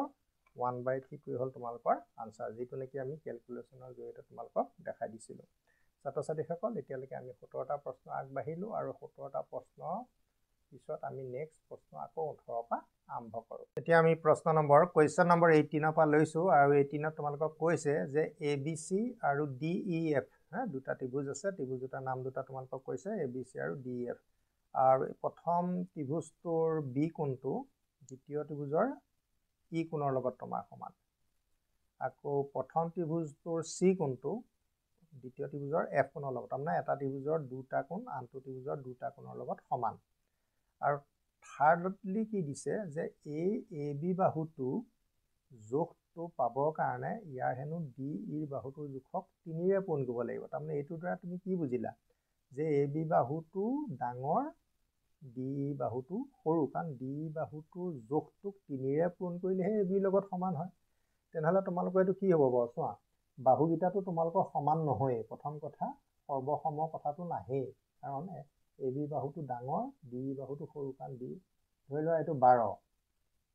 গতিকে এইটো যদি 3 থাকে এইটো 4 হ'ব গতিকে ডি বাহুটো ইয়াৰ তোমালোকৰ কি হ'ব স্মল হৈ যাব ঠিক আছে বাহু এটা ডাঙৰ এটা সৰু যদি থাকে ত্ৰিভুজ কেতিয়াও সৰ্বসম নহয় গতিকে এটা ত্ৰিভুজৰ দুটা কোণ আনটো ত্ৰিভুজৰ দুটা কোণ হ'লে সদায় ত্ৰিভুজ দুটা সদিশ হয় গতিকে তোমালোকৰ সদিশটো হ'ব কিন্তু সৰ্বসম নহয় কেলে বাহু দুটা অমিল ছাত্ৰ ছাত্ৰীসকল তোমালোকে এতিয়া গম পালা যে উত্তৰ কোনটো হ'ব তোমালোকৰ বিটো হ'ব সদিশ কেনেকৈ হ'ব এটা ত্ৰিভুজৰ দুটা কোণ আনটো ত্ৰিভুজৰ দুটা কোণৰ লগত সমান সেইকাৰণে ত্ৰিভুজটো সদিশ কিন্তু বাহুবিলাকৰ জোখ অসমান চোৱা সৰ্বসম নহয় কাৰণ এ বি ইকুৱেলটো যদি ডি হ'লহেঁতেন তেতিয়া বেলেগ কথা কিন্তু তোমালোকৰ এতিয়া কৈছে যে এ বি জোখ পাবৰ কাৰণে ডি জোখক হ'ব 3ৰে পূৰণ কৰিব মাল্টিপ্লাই কৰিলেহে এ বি জোখ হ'ব গতিকে বাহু সৰু ডাঙৰ আছে গতিকে সৰ্বসমৰ কথা নাহে ছাত্ৰ ছাত্ৰীসকল উত্তৰটো তোমালোকৰ অতি সহজে পাই গ'লে এইটো বি হ'ব তাৰপিছত তোমালোকৰ চোৱা 19 নম্বৰ প্ৰশ্নটো এটা বহুত দৰকাৰী প্ৰশ্ন এইটো তোমালোকৰ বুকত অৱশ্যে প্ৰশ্ন আকাৰে কৰি থোৱা আছে তেনেকৈ প্ৰশ্ন হিচাপে তোমালোকৰ পৰীক্ষাত আহিব পাৰে যে এ বি চি ত্ৰিভুজৰ তোমালোকৰ বি এ চি কোণটো তোমালোকক 90 ডিগ্ৰী বুলি দিয়া আছে বি এ চি কোণটো তোমালোকৰ 90 আৰু তাৰপিছত তোমালোকক দিয়া আছে যে এ ডি লম্ব বি চি এ ডিৰ ওপৰত এ ডিডাল বি চিৰ ওপৰত লম্ব হৈছে আৰু তাৰোপৰি দিয়া আছে যে ডি বি এ তাৰমানে ডি বি এ কোণটো হেনো মানে বি কোণটো এ কোণৰ লগত সমান তেতিয়া তোমালোকক 4টা চৰ্ত দি থৈছে আৰু এই চৰ্তকেইটামান ঘপককৈ মুখতে উলিয়াবলৈ অলপ অসুবিধা হ'ব পাৰে সেইকাৰণে তোমালোকক প্ৰথম মই বুজাই দিছোঁ তোমালোকে চাই ল'বাচোন 19 নম্বৰ তাৰ কাৰণে মই এটা চিত্ৰ আঁকি ল'বই লাগিব বিনা চিত্ৰত আমি একো শিকাব নোৱাৰোঁ গতিকে তোমালোকৰ 19 নম্বৰৰ প্ৰশ্নটো কৰিবৰ কাৰণে তোমালোকক এতিয়া মই চিত্ৰটো প্ৰথমতে আঁকি লওঁ প্ৰথমতে এইটো ত্ৰিভুজ আঁকিলোঁ ত্ৰিভুজটো এনেকৈ আঁকি দিছোঁ দিয়া এইটো এইফালে এ দিম এইফালে বি দিম এইফালে চি দিম এনেকৈ এডাল তোমালোকৰ এ ডি লম্ব ঠিক আছে আৰু এ কোণটো তোমালোকৰ কিমান ডিগ্ৰী 90 ডিগ্ৰী ছবিটো অকণমান ওলোটাকৈ আঁকিছোঁ তাৰপিছত কৈছে ডি বি এ এই কোণটোৰ লগত হেনো এই যিটো কোণ এই কোণটোৰ লগত হেনো ডি এ চি এই কোণটো সমান ঠিক আছে তাৰমানে কি বুজিলা বাৰু এই তোমাৰ যি দুটা ত্ৰিভুজ এটা এতিয়া মই পাম এই ত্ৰিভুজ দুটা তোমালোকৰ সদিশ হ'ব কেনেকৈ এই সৰু ত্ৰিভুজটোৰ এই কোণটো আৰু এইফালৰ সৰু ত্ৰিভুজটোৰ এইটো কোণৰ লগত সমান এই দুটা 90 কাৰণ এইডাল তুমি লম্ব বুলি ইতিমধ্যে কোৱা আছে লম্বই সদায় 90 ডিগ্ৰী প্ৰডিউচ কৰে উৎপন্ন কৰে আকৌ এই কোণটোৰ লগত এই কোণটো তোমাৰ সমান বুলি কোৱা আছে গতিকে এটা ত্ৰিভুজৰ দুটা কোণ আনটো ত্ৰিভুজৰ দুটা কোণৰ লগত যদি সমান হয় ত্ৰিভুজ দুটা সদিশ হয় এতিয়া সদিশ হ'বৰ কাৰণে আমি ত্ৰিভুজ দুটা আমি খুব সাৱধানে লিখিব লাগিব কেনেকৈ লিখিম তুমি চাই থাকিবা ইয়াৰ বি কোণটোৰ লগত ইয়াৰ কোণটো কোণ ইয়াৰ এ বুলিয়ে কৈছোঁ আমি এই আখৰটো এইখনতে দিম এই আখৰটো এইখনত দিম কাৰণ এইফাল বুলি ক'লে এইটো এটো এইফালে যাব তাৰপিছত ইয়াৰ ডি কোণটো নহয়নে বাৰু বি ডি এ গতিকে বি ডি এ বুলি লিখিলোঁ সদিশ লিখাৰ ষ্টাইলটো ভালকৈ মন কৰিবা দেই তাৰপিছত ত্ৰিভুজ দিলোঁ বিৰ লগত আমি কি আছিলে এ আছিলে তাৰপিছত ইয়াৰ এইটো কোণ তোমালোকৰ 90 ডিগ্ৰী এ ডি চি ঠিক আছে এনেকৈ তোমালোকে ত্ৰিভুজ দুটা লিখিবলৈ শিকিবা শিকাৰ পিছত তোমালোকৰ কি আহিব বাহুবোৰ অনুপাত কৰিবলৈ শিকিবা সদিশ কৰি যদি যি লিখিব নাজানে তোমালোকে সেই অনুপাতটো তেওঁ উলিয়াব নোৱাৰে ইয়াৰ বি ডি ল'লে তোমাৰ A D year D A ল'লে ডি এ ডি একেটাই হয় ইয়াৰ ডি এ ল'লে তোমাৰ ইয়াৰ ডি চি হ'ব আকৌ তেনেকৈ বি এ হ'লে তাৰমানে এ বি হ'লে আমাৰ কি হ'ব এ চি হ'ব ঠিক আছে এতিয়া আমি বজ্ৰগুণন যদি মাৰোঁ বি ডিৰ লগত যদি ডি চি মাৰোঁ আৰু এ ডিৰ লগত যদি এ ডি মাৰোঁ তোমাৰ এইটো A D square equal to B D into D C তেনেকৈ আকৌ এইটোৰ লগত এইটোৰ লগত এইটো তুমি পূৰণ কৰিব পাৰা দেখা গৈছে ইয়াতে আমি দেখা পাইছোঁ এ D square AD square equal two BD into CD গতিকে AD square equal two BD into CD মানে প্ৰথম দুটাৰ মাজত বজ্ৰপূৰণ মাৰি পেলাই তোমালোকৰ আনচাৰটো উলিয়াইছে এইখিনি আমাক দৰকাৰ নাই দেই AD square equal two BD into CD ছাত্ৰ ছাত্ৰীসকল তোমালোকৰ আনচাৰটো কোনটো হ'ল এইটো আনচাৰটো তোমালোকে পাই গ'লা 19 নম্বৰৰ 3 পাই গ'লা ঠিক আছে এতিয়া তোমালোকৰ আহিলে আন এটা প্ৰশ্ন 20 নম্বৰ এইবিলাক পৰীক্ষা তোমালোকৰ আহি আছে মেট্ৰিক পৰীক্ষাটো এইবিলাক তোমালোকৰ ৰিপিট হৈ আছে লাষ্ট ইয়াৰ তোমালোকৰ আহিছে 24 চনত এই প্ৰশ্নটো কৰোঁতে আকৌ তুমি এটা কিছু সাৱধানতা অৱলম্বন কৰিব লাগিব কেনেকৈ কৰিম তোমালোকে চোৱা প্ৰথম কথা আমি ইয়াতে তোমালোকক বুজাবলৈ গৈছোঁ যে ABC আৰু DEFৰ বাহুকেইটাৰ অনুপাতটো দিয়া আছে ঠিক আছে বাহুকেইটা যদি অনুপাত দিয়া থাকে আমি এটা ত্ৰিভুজটো লিখিবলৈ শিকিব লাগে ত্ৰিভুজ কেনেকৈ লিখিম তোমালোকে চাই থবা ABBC ইয়াৰ পিছত B আছে নহয় Bটো কিন্তু ৰিপিট হ'ব লাগে হৈছে নে ৰিপিট হৈছে আকৌ B পিছত C আছে আকৌ Cটো তোমাৰ ৰিপিট হৈছে গতিকে ওপৰৰ ত্ৰিভুজটো তোমাৰ অট'মেটিকেলি ABC হ'ব ঠিক আছে এতিয়া তাৰ তলৰ ত্ৰিভুজটো তুমি কি লিখিবা সেই কথাটোহে খুব গুৰুত্বপূৰ্ণ এতিয়া চোৱা A তলত কি প্ৰথম আছে ABBC এৰ পিছত B আছে নহয় তাৰপিছত আকৌ বিটো থাকিব লাগিব নেক্সট অনুপাতত আছে আকৌ এইটো চি আছে নেক্সট আকৌ চি আছে গতিকে আমি সেইকাৰণে লিখিব পাৰোঁ এ বি বি ভিতৰত বি লিখিম চি চি ভিতৰত চি লিখিম গতিকে এ বি চি হ'ল তোমালোকৰ ত্ৰিভুজটোৰ নাম এতিয়া নেক্সট তলৰ ত্ৰিভুজটো লিখোঁতে তুমি এতিয়া মই বুদ্ধিটো শিকাই দিছোঁ এৰ তলত কি আছে ডি গতিকে এৰ তলত তুমি লিখি ল'বা ডি ঠিকে আছে তাৰপিছত বিৰ তলত কি আছে বিৰ তলত ই যিহেতু ত্ৰিভুজ এটা তিনিটা আখৰেই থাকে গতিকে এৰ তলত ডি লিখিলোঁ বিৰ তলত ই লিখিলোঁ আৰু চিৰ তলত কি হ'ব এইটো সুধিবই নালাগে চিৰ তলত তোমাৰ এফ গতিকে কোন কাৰ লগত বস্তুটো মিলি আছে ভালকৈ মন কৰিবা এৰ লগত ডি বিৰ লগত ই চিৰ লগত এফ এতিয়া তুমি ইয়াত ত্ৰিভুজকেইটা তোমালোকক যি দি থৈছে সেইকেইটা এতিয়া তুমি মন কৰা ত্ৰিভুজকেইটা তোমালোকক কি দি থোৱা আছে এতিয়া ত্ৰিভুজ এফ ডি সদৃশ ত্ৰিভুজ চি এ বি এতিয়া তুমি চাই লোৱা এৰ লগত ডি মিলি আছে নে নাই এৰ লগত ডি মিলি আছে নাই এৰ লগত ডি আছে ইয়াৰ মাজত এ আছে ইয়াৰ মাজত ডি আছে এৰ লগত ডি মিলিছে ঠিক আছে বিৰ লগত ই বিৰ লগত ই বিটো তোমালোকৰ কেই পজিশ্যনত আছে ইয়াতে বিৰ লগত ই মিলিছে এইটো বিটো ই থাৰ্ডত আছে ইও থাৰ্ডত আছে আৰু চিৰ লগত চৰি এইটো এফ হ'ব লাগে চিৰ লগত এফ গতিকে দেখা গ'ল যে তোমালোকৰ প্ৰথমটোৱে উত্তৰটো শুদ্ধ হিচাপে দি দিছে বাকীকেইটা তুমি এতিয়া নাচালেও হ'ল আৰু কেনেকৈ কৰিবা সেই কথাটো মই পুনৰবাৰ আকৌ ৰিপিট কৰি দিছোঁ যে তোমালোকৰ যিটো অনুপাত আছে অনুপাতটো তুমি ওপৰৰ অনুপাত বাহুকেইটা চাই ল'বা এ বি বি চি চোৱা A B B C C এ থাকিলে এটো লিখি ল'বা বিটো লিখি ল'বা আৰু চিটো লিখি ল'বা গতিকে এ বি চি তোমালোকৰ হৈ গ'ল এ বি চি যেতিয়া তোমাৰ হৈ গ'ল এ বি চি হোৱাৰ পিছত নেক্সট তুমি ডি এফ ত্ৰিভুজটোৰ বাহু লিখিবলৈ শিকা তাৰ কাৰণে তুমি আকৌ এই অনুপাতটো তুমি মন কৰিব লাগিব ঠিক আছে অনুপাতটো যদি তুমি মন কৰা তেতিয়াহে তোমাৰ কথাটো বুজি পাবা কি কৰিবলৈ ক'লোঁ এৰ তলতে ডি আছে গতিকে মই এৰ তলতে ডিটো পাতিলোঁ পিছৰবোৰ মিলাই থাকিব নালাগে প্ৰথম দুটামানতে উত্তৰটো পাই যায় বিৰ তলত ই আছে বিৰ তলত ই আছে গতিকে ডি ই পাই যোৱাৰ পিছত ডি ই এফ আৰু বেলেগ আখৰটো ইয়াত নাই ডি ই এফে আছে গতিকে চিৰ লগত এফ মিলি গ'ল ঠিকে আছে এতিয়া এই ত্ৰিভুজটো নামটো এতিয়া এৰ লগত ডি বিৰ লগত ই চিৰ লগত এফ যদি অনুৰূপ হিচাপে কৰেছপণ্ডিং হিচাপে মিলি থাকে সেইটোৱে তোমালোকৰ ত্ৰিভুজ এতিয়া তোমালোকৰ চোৱা ইয়াতে প্ৰথমটো আমাৰ এফ আছে এফৰ লগত কোন মিলিছে চি গতিকে এফৰ লগত চি মিলিছে নাই মিলিছে তাৰপিছত ডি আখৰটো মিডুলত আছে ইয়াত এ আখৰটো মিডুলত আছে ডিৰ লগত এ মিলিছে ডিৰ লগত এ মিলিছে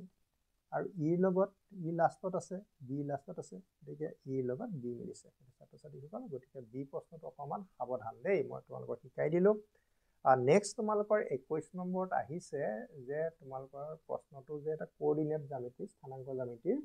যে এনেকৈ তিনিটা শীৰ্ষ বিন্দু দিয়া আছে এটা ত্ৰিভুজৰ ত্ৰিভুজটো কি ত্ৰিভুজ হ'ব এতিয়া তোমালোকে এইটো কৈ দিব লাগে থাওকতে থাওকতেতো 1 মিনিটতে আমি বা 1 মাৰ্কত হ'লেও আমি ক'ব নোৱাৰিম গতিকে ত্ৰিভুজটো প্ৰথমতে তোমালোকে শীৰ্ষ বিন্দুকেইটা আঁকি লোৱা শীৰ্ষ বিন্দুকেইটা আঁকি লৈ পেলাই তোমালোকে প্ৰথম কৰিবলৈ যত্ন কৰা ঠিক আছে আমি ত্ৰিভুজটো এনেকৈ আঁকি ললো আৰু ইয়াতে শীৰ্ষ বিন্দুকেইটা দি দিওঁ -4 0 4 0 0 3 আৰু দৰকাৰ হ'লে নাম এটাও দি ল'বা ABC ঠিক আছে ত্ৰিভুজটোৰ নাম ABC শীৰ্ষ বিন্দুবোৰ ইয়াতে লিখা মতে একাদিক্ৰমে আমি দি গৈছো এতিয়া তোমালোকক কৈছে ত্ৰিভুজটো কি বুলি ক'লে হ'লে সাধাৰণতে ইয়াতে আমি ত্ৰিভুজৰ বাহুবিলাক চাই পেলাইহে আমি গম পাম যে ত্ৰিভুজটো কি AB আমি দূৰত্ব সূত্ৰ উলিয়াওঁ BC দূৰত্ব AC তিনিটা দূৰত্ব আমি এতিয়া কি কৰোঁ উলিয়াই চাওঁ AB দূৰত্ব কিমান হ'ব √, ইয়াৰ প্ৰথমটো পৰা ইয়াৰ প্ৰথমটো বিয়োগ কৰিবা দেই প্ৰথমটো পৰা প্ৰথমটো বিয়োগ দ্বিতীয়টো পৰা দ্বিতীয়টো বিয়োগ গতিকে -4 পৰা -4 বিয়োগ কৰি হোল স্কুৱেৰ কৰিবা প্লাছ তাৰমানে তোমাৰ ফৰ্মুলাটো কোনটো গম পাইছা নহয় x1 - x2 whole square plus y1 - y2 whole square তাৰপিছত ইয়াত বৰ্গমূলৰ চিন আছে তাৰমানে কি প্ৰথমটো অৰ্থটো কি x স্থানাংকৰ পৰা x স্থানাংক বিয়োগ কৰি পেলাই স্কুৱেৰ কৰিব লাগে আৰু y স্থানাংকৰ পৰা y নেক্সটটো তোমাৰ চোৱা আছে 0 পৰা 0 বিয়োগ কৰি কি পাবা গতিকে এই পাৰ্টটো আমি নিলিখা অৰ্থ নাই দেই গতিকে আমি 0 বুলি পাতি থলো এতিয়াতো তোমাৰ এইটো কিমান হ'ল -8 হ'ল আৰু -8ক স্কুৱেৰ কৰিলে কিমান হ'ব -64 আৰু ইয়াৰ 8 তাৰমানে তুমি এইটো বাহু 8 বুলি পালা ঠিক আছে তাৰপিছত তুমি যদি ভাবা মই BC টো উলিয়াওঁ ঠিক আছে আমি BC টো যদি উলিয়াওঁ BC যুক্তটো আমি কি পাম আকৌ তেনেকৈ বৰ্গমূলৰ চিনটো পাতি ল'ব লাগিব 4 পৰা 0 বিয়োগ কৰিলে এইটো 4 হ'ব স্কুৱেৰ আৰু 0 পৰা 3 মাইনাছ কৰিলে এইটো -3 হ'ব এইটো স্কুৱেৰ গতিকে আল্টিমেটলি এইটো 16 হ'ল এইটো +9 হ'ল 16 × 9 25 হ'ল বৰ্গমূল 5 হ'ল দুইটা বাহু এতিয়ালৈকে বেলেগ ওলাই আছে ফাইনেলি তুমি AC চোৱা AC পাবৰ কাৰণে আকৌ তেনেকৈ বৰ্গমূল লোৱা -4 পৰা 0 বিয়োগ কৰিলে -4 হ'ব তাক স্কুৱেৰটো কৰিব লাগিব আৰু 0 পৰা -3 কৰিলে -3 হ'ব তথাপিতো আমি পাতি ল'লোঁ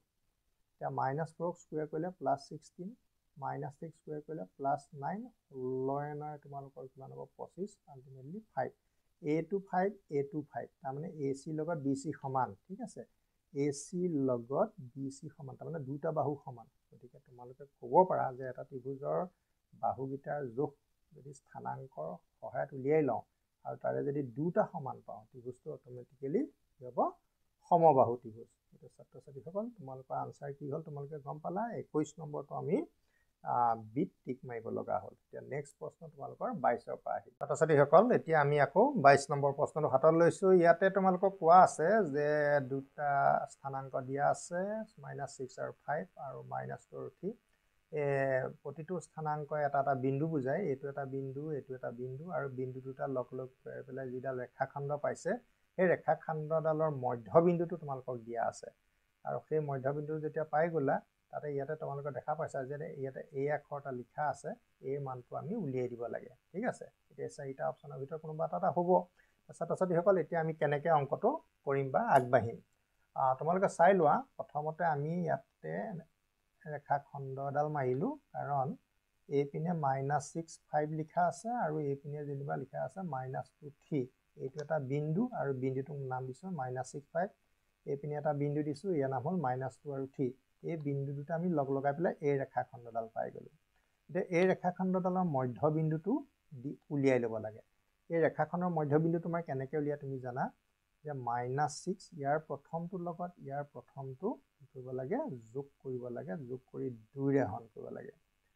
তাৰপিছত আকৌ ঠিক তেনেকৈ ইয়াৰ দ্বিতীয়টোৰ লগত ইয়াৰ দ্বিতীয়টো যোগ কৰি 2ৰে হৰণ কৰিব লাগে এইটো হ'ল আমাৰ মধ্যবিন্দু কিন্তু মধ্যবিন্দুটো তোমালোককতো দিয়ে থ'লে a/3, 4 তাৰমানে কি আমিও লোৱা মধ্যবিন্দুটোৱে হ'ল এইটো ইকুৱেল টু কিমান হ'ব a/3, 4 ঠিক আছে এতিয়া দুটা মধ্যবিন্দুটো থাকিব নোৱাৰে আমি যিটো মধ্যবিন্দু লৈছোঁ সেইটো ইয়াৰ লগত ইকুৱেল হ'ব এতিয়া এইটো কিমান হ'ল -6 -2 তাৰমানে হ'ল এইটো -8 হ'ল আকৌ 2ৰে হৰণ কৰিম আকৌ 5 3 8 এইটো 2ৰে আমি হৰণ কৰিম ইকুৱেল টু a/3, 4 ঠিক আছে এতিয়া আমি এইটো কটাকটি কৰিলে -4 এইটো কটাকটি কৰিলে +4 এতিয়া -4 পালোঁ +4 পালোঁ আৰু ইকুৱেল টু a/3, 4 এইটো তোমালোকৰ কি পালোঁ দুটা স্থানাংক সমান দুটা স্থানাংক সমান হলে প্ৰথমটোৰ লগত প্ৰথমটো সমান ধৰে তোমালোকে মনত ৰাখিবা x, y ইকুয়াল টু যদি a, b তাৰমানে দুটা স্থানাংক যদি সমান হয় তেতিয়া এইটো বুজিব লাগে যে এই প্ৰথমটোৰ লগত প্ৰথমটো সমান আৰু দ্বিতীয়টোৰ লগত দ্বিতীয়টো সমান y লগত b সমান এইটো হ'ল ৰুল গতিকে আমাক a/3 ইয়াত থকা a ৰ মানটো লাগে গতিকে ই প্ৰথমতে আছে আৰু ইয়াৰ প্ৰথমতে আছে গতিকে এইটোৰ লগত এইটো সমান হ'ব গতিকে a/3 লগত কোন সমান হ'ব -4 ইয়াত লগত 1 টা আছে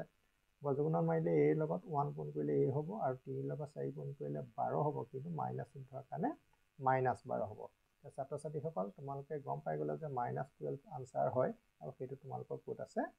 বিত আছে গতিকে তোমালোকৰ প্ৰথম প্ৰশ্নটোৰ সমাধান আহি গ'ল আৰু এনেকুৱা ধৰণৰ প্ৰশ্ন আহিব পাৰে এইটো তোমালোকৰ আমি কৈছোৱে যে প্ৰশ্নবোৰ তোমালোকৰ হুবহু কেতিয়াবা আহিবও পাৰে নাহিলে তোমালোকৰ ৰুলটো তোমালোকে পাই গ'লা যে দুটা বিন্দু আৰু মধ্যবিন্দুটো দিয়া থাকিলে তোমালোকক যাৰে মান উলিয়াবলৈ দিয়া থাওক তোমালোকে এইটো প্ৰচেছত তোমালোকে আগবাঢ়িব লাগিব কথাটো হ'ল এইটোৱে নেক্সট প্ৰশ্নটো তোমালোকক কৈছে যে x is greater than 0 greater than 0 মানে পজিটিভ ধনাত্মক বুলি ধৰে প্লাস মনত ৰাখিবা শূন্যতকৈ ডাঙৰ বুলি ক'লে কি বুলি ধৰে প্লাস আৰু শূন্যতকৈ সৰু বুলি কৈছে y মানে যিকোনো এটা মান শূন্যতকৈ সৰু মানে হ'ল নেগেটিভ গতিকে প্লাস আৰু মাইনাস ধৰি লোৱা আমি কেতিয়াবা লিখো 5 - 3 যেনিবা এনেকুৱা এটা কথা 5 ৰ আগত প্লাস আছে না +3 -3 এনেকুৱা বুলি ভাবি ল'লে হৈ গ'ল তে এনেকুৱা ধৰণৰ সংখ্যাবোৰ প্লাস আৰু মাইনাস ক'ত থাকিব আৰু সেইটো কাৰণে তোমালোকৰ স্থানাংক অক্ষৰ অকমান জ্ঞান থাকিব লাগিব যে তোমালোকে চোৱা প্ৰথম ঘৰটোত প্লাস প্লাস হয় নেক্সট ঘৰটোত মাইনাস প্লাস হয় থাৰ্ড ঘৰটোত তোমালোকৰ মাইনাস মাইনাস হয় আৰু লাষ্টৰ ঘৰটোত প্লাস মাইনাস হয় এটা তোমালোকে কোনটো চাবা প্ৰথম ইয়াত চিনটো চাব লাগিব প্লাস মাইনাস যদি প্লাস মাইনাস হলে তোমালোকৰ চতুৰ্থ চুকত হ'ব তে চতুৰ্থ চুক হলে তোমালোকৰ আনসাৰটো ক'ত থাকিব ডিত থাকিব নেক্সট আহিলে কোৱেশ্চন 24 এটা তোমালোকৰ অতি দৰকাৰী প্ৰশ্ন হয় দৰকাৰী প্ৰশ্ন বুলি একানে কৈছো যে তোমালোকৰ ত্ৰিভুজটোৰ পৰিসীমা উলিয়াবলৈ কৈছে পৰিসীমা মানে হ'ল ত্ৰিভুজৰ তিনিটা শীৰ্ষবিন্দু দিয়া থাকিলে আমি এটা ত্ৰিভুজ পামেই সেই ত্ৰিভুজটোৰ তিনিটা বাহুৰ যোগফলেই হ'ব পৰিসীমা তাৰমানে এতিয়া তুমি তিনিটা বাহুৰ যোগ পৃথকে উলিয়াব লাগিব উলিয়াইলৈ যোগ কৰিলে আমি কি পাম ইয়াৰ পৰা যিটো আনসাৰ ওলাব সেইটো পাম তেনেহলে আমি প্ৰথমটো 040030 আমি এতিয়া ত্ৰিভুজ এটা প্ৰথমতে বনাই লওঁ ত্ৰিভুজটো তোমালোকে চাবা আমি এনেকৈ নিজৰ সুবিধা মতে বনাই লৈছো ইয়াতো কোৱা নাই ন নাম ABC বুলি প্ৰথমটো তোমালোকক দিয়া আছে 04 নেক্সটটো দিয়া আছে 00 আৰু তাৰ পিছতো দিয়া আছে 30 ঠিক আছে পৰিসীমা উলিয়াবলৈ হলে আমি তিনিটা বাহু A B B C C A যোগটো উলিয়াই পেলাই যোগ কৰি দিম না এটা প্লাস কৰি দিলে সেইটো হ'ব তোমালোকৰ পেৰিমিটাৰ প্ৰথমতে তুমি AB ডিসটেন্স দিয়া AB ডিসটেন্স কেনেকৈ উলিয়াবা তাৰ কাৰণে আকৌ ইয়াৰ প্ৰথমটো পাই ইয়াৰ প্ৰথমটো মাইনাস কৰিব মাইনাস কৰি 0 পালো হয় না 0 কৰি টাকা স্কয়াৰ কৰিলে 0 হ'ব এতিয়া প্ৰথমটো আমি 0 স্কয়াৰ বুলি পালো এনেই পাতিছো জাস্ট ইয়াৰ প্ৰথমটো তোমাৰ কি আছে 4 ইয়াৰ সেকেন্ডটো 4 আছে ইয়াৰ সেকেন্ডটো 0 আছে গতে 4 ৰ পৰা 0 কৰিলে কিমান হ'ব 4 হ'ব গতিকে এটো 4 স্কয়াৰ এটা 4 স্কয়াৰ হলো তোমালোকৰ কি হ'বগে আলটিমেটলি 16 হ'ব 16 হলে এটো 4 গতিকে এটো বাহু তোমালোকৰ 4 হ'ল BC চোৱা BC হ'ব কাৰণে আকৌ তেনেকে ইয়াৰ প্ৰথমটো পাই ইয়াৰ প্ৰথমটো বিগ কৰিলে কিমান হ'ব এটো 0 পৰা -2 বিগ কৰিলে এটো -2 স্কয়াৰ হ'ব প্লাস 0 পৰা 0 গলে এটো 0 স্কয়াৰ হ'ব আৰু এটো 3 স্কয়াৰ হ'ল 9 9 ৰ বৰ্গমূল 3 ঠিক আছে আমি এটো তোমালোকৰ 3 পাই গলো AC চাও AC চাবলৈ হলে তুমি আকৌ তেনেকে প্ৰথমটো পৰা প্ৰথমটো 0 পৰা 3 গলে তোমালোকৰ আকৌ -3 হ'ব কাৰণ 0 পৰা 3 মাইনাস কৰিব আমি নোৱাৰো 0 পৰা -3 কৰিলে এটো -3 বুলি ধৰে 0 টো যেটো মিনিংলেছ গতে -6 স্কয়াৰ হ'ব আৰু 4 ৰ পৰা 0 কৰিলে 4 - 0 0 4 হ'ব হয় না গতিকে এটো তোমালোকৰ কিমান হ'ব 3 স্কয়াৰ +9 হ'ব -6 স্কয়াৰ কৰিলে প্লাস হ'ব এটো হ'ব 16 আৰু পিনে 25 আৰু 25 ৰ বৰ্গমূল 5 গতিকে এটো আমি কি পালো 5 চোৱা AB বাহুৰ যোগ আমি ডিসটেন্স ফৰ্মুলা দূৰত্ব ফৰ্মুলা লগাই পেলাই আলো BC টো তোমালোকে দূৰত্ব সূত্ৰ লগাই পেলাই 3 পালা আৰু এটো দূৰত্ব সূত্ৰ লগাই 5 পালা গতিকে তোমালোকে এই সূত্ৰটো মনত ৰাখিবই লাগিব যে 4 3 7 7 5 12 গতিকে তোমালোকৰ আনসাৰটো ক'ত আহিব 12 মানে আমি সিট টিক মাৰিব লাগিব নেক্সট প্ৰশ্ন আছে এটো চোৱা তোমালোকৰ বুকৰে প্ৰশ্ন হয় তোমালোকে নিশ্চয় এই প্ৰশ্নটো বুকৰ পৰা কৰিছা আৰু সেই প্ৰশ্নটোকে MCQ হিচাপে পৰীক্ষাত তোমালোকক তুলি দিছে। এই ইমান আৰু ইমানৰ মাজৰ দূৰত্ব মানে দুটা বিন্দুৰ মাজৰ দূৰত্ব। এতিয়া দুটা বিন্দুৰ মাজৰ দূৰত্ব সূত্ৰটো তোমালোকে গমেই পাইছা। এটা যদি আমি লিখোঁ AB আৰু ইটো লিখোঁ যদি -A -B, ইয়াৰ দূৰত্ব কেনেকৈ হ'ব? বৰ্গমূলৰ চিনটো দিবা, ইয়াৰ প্ৰথমটো পাতিবা, তাৰপিছত মাইনাছ দি পেলাই আকৌ এইটো মাইনাছ কৰিবা। অলৰেডি ইয়াত মাইনাছ এটা আছে, গতিকে সেইটো সৈতে লগ লাগি প্লাছ হৈ গ'ল, গতিকে এইটো হৈ গ'ল। বিটো পাতিবা, ছেকেণ্ডটোৰ পৰা ছেকেণ্ডটো মাইনাছ কৰিব লাগে, কিন্তু এইটো মাইনাছ কৰিবলৈ যাওঁতে ছেকেণ্ড সংখ্যাটো অলৰেডি মাইনাছ হৈ আছে, এইটো গতিকে মাইনাছ প্লাছ হৈ যাব, এইটো হৈ গ'ল। এইটো তোমালোকৰ কাৰণে 2A হোল স্কুৱেৰ হ'ল, ঠিক আছে, আৰু এইটো হ'ব 2B হোল স্কুৱেৰ। ইয়াতে তুমি 4A স্কুৱেৰ পালা, ইয়াতে তুমি 4B স্কুৱেৰ পালা। ইয়াতে তুমি এটা 4 এটা কমন ল'ব লাগিব ন, 4 এটা, দুইটাতে 4 আছে কাৰণে 4টো কমন, আৰু 4 সংখ্যাটো আমি বৰ্গমূল ল'বলৈ আমি 2 পাম, আৰু A স্কুৱেৰ B স্কুৱেৰ সংখ্যা দুটা আমি বৰ্গমূল ল'ব নোৱাৰোঁ। বহুতে কয় sir A square B square বৰ্গমূল A + B, নহয়। সেইটোত তোমালোকে মন কৰিবা, যেতিয়া প্লাছ বা মাইনাছ চিন থাকে বৰ্গমূল ল'ব নোৱাৰা, এইকাৰণে নোৱাৰা, এই দুটা আমি প্লাছ কৰিব নোৱাৰোঁ, কাৰণ A আৰু B নিৰ্দিষ্ট মান নাই, গতিকে ৰুটৰ ভিতৰত এইটো সোমাই থাকিব। যদি পূৰণ চিন থাকিলেহেঁতেন তেতিয়া তুমি বৰ্গমূল ল'ব পাৰিলাহেঁতেন, A স্কুৱেৰ B স্কুৱেৰৰ বৰ্গমূল A আৰু B হ'লে, গতিকে এইটোৱে তোমালোকৰ সঠিক উত্তৰ হ'ব। আৰু সঠিক উত্তৰটো তোমালোকৰ ক'ত আছে? নিশ্চয় এইতে তোমালোকে দেখা পাবা। ছাত্ৰ ছাত্ৰীসকল, একদম আন এটা প্ৰশ্ন আকৌ তোমালোকলৈ আগবঢ়াইছোঁ। ইয়াতে কৈছে যে কাৰ্টেজিয়াছ স্থানাংক প্ৰণালী, আমি য'ত X-ৰ X' Y-ৰ Y' অক্ষৰ দুডাল ৰাখি পেলাই যে আমি বিন্দুবিলাক বহাইছিলোঁ নৱম শ্ৰেণীত, আৰু সেই নৱম শ্ৰেণীৰ প্ৰশ্ন বুলিয়ে তোমালোকে ভাবিবা, কিন্তু টেষ্ট পেপাৰত এই প্ৰশ্নটো আমি কেইবাখন ডিষ্ট্ৰিক্টতো অহা দেখিছোঁ। সেইকাৰণে তোমালোকলৈ এইটো প্ৰশ্নটো আগবঢ়াই দিছোঁ, আৰু তোমালোকে এইটো কেনেকৈ কৰিবা অতি চমুকৈ, কাৰণ প্ৰতিটো বিন্দুৱে যদি আমি বহুৱাই বহুৱাই চাবলৈ হয় আমাৰ সময়টোতো যাবই, আৰু দ্বিতীয় কথা আমি নিশ্চয় ইয়াৰ পৰা উত্তৰ ওলাবগৈ, কিন্তু সেইটো নকৰি পেলাই আমি কেনেকৈ কৰিম সেইটোহে আচল কথা। গতিকে অনুভূমিক ৰেখাৰ ওপৰত আছে বুলি কৈ দিছে। অনুভূমিক ৰেখা মানে তোমালোকৰ X অক্ষৰ কথা কৈছে, X অক্ষৰ ওপৰত ৰেখাডাল আছে। তোমালোকে এটা কথা সদায় মনত ৰাখিবা, মই তোমালোকক সেই কথাটো কৈ দিছোঁ, এডাল ৰেখা যেতিয়া অনুভূমিক ৰেখাৰ ওপৰত থাকে বুলি কয়, তেতিয়া তোমালোকে এই কথাটো সদায় মনত ৰাখিবা, y = k হ'ব লাগে, y = k। যদি y মানটো যদি চবৰে একেই হয়, k মানে ধৰা এইটো যদি 5ও হ'ব পাৰে, 5 হ'লে চব 5এই হ'ব, মানে kটো এটা ধ্ৰুৱক মানে এটা ফিক্স নাম্বাৰ।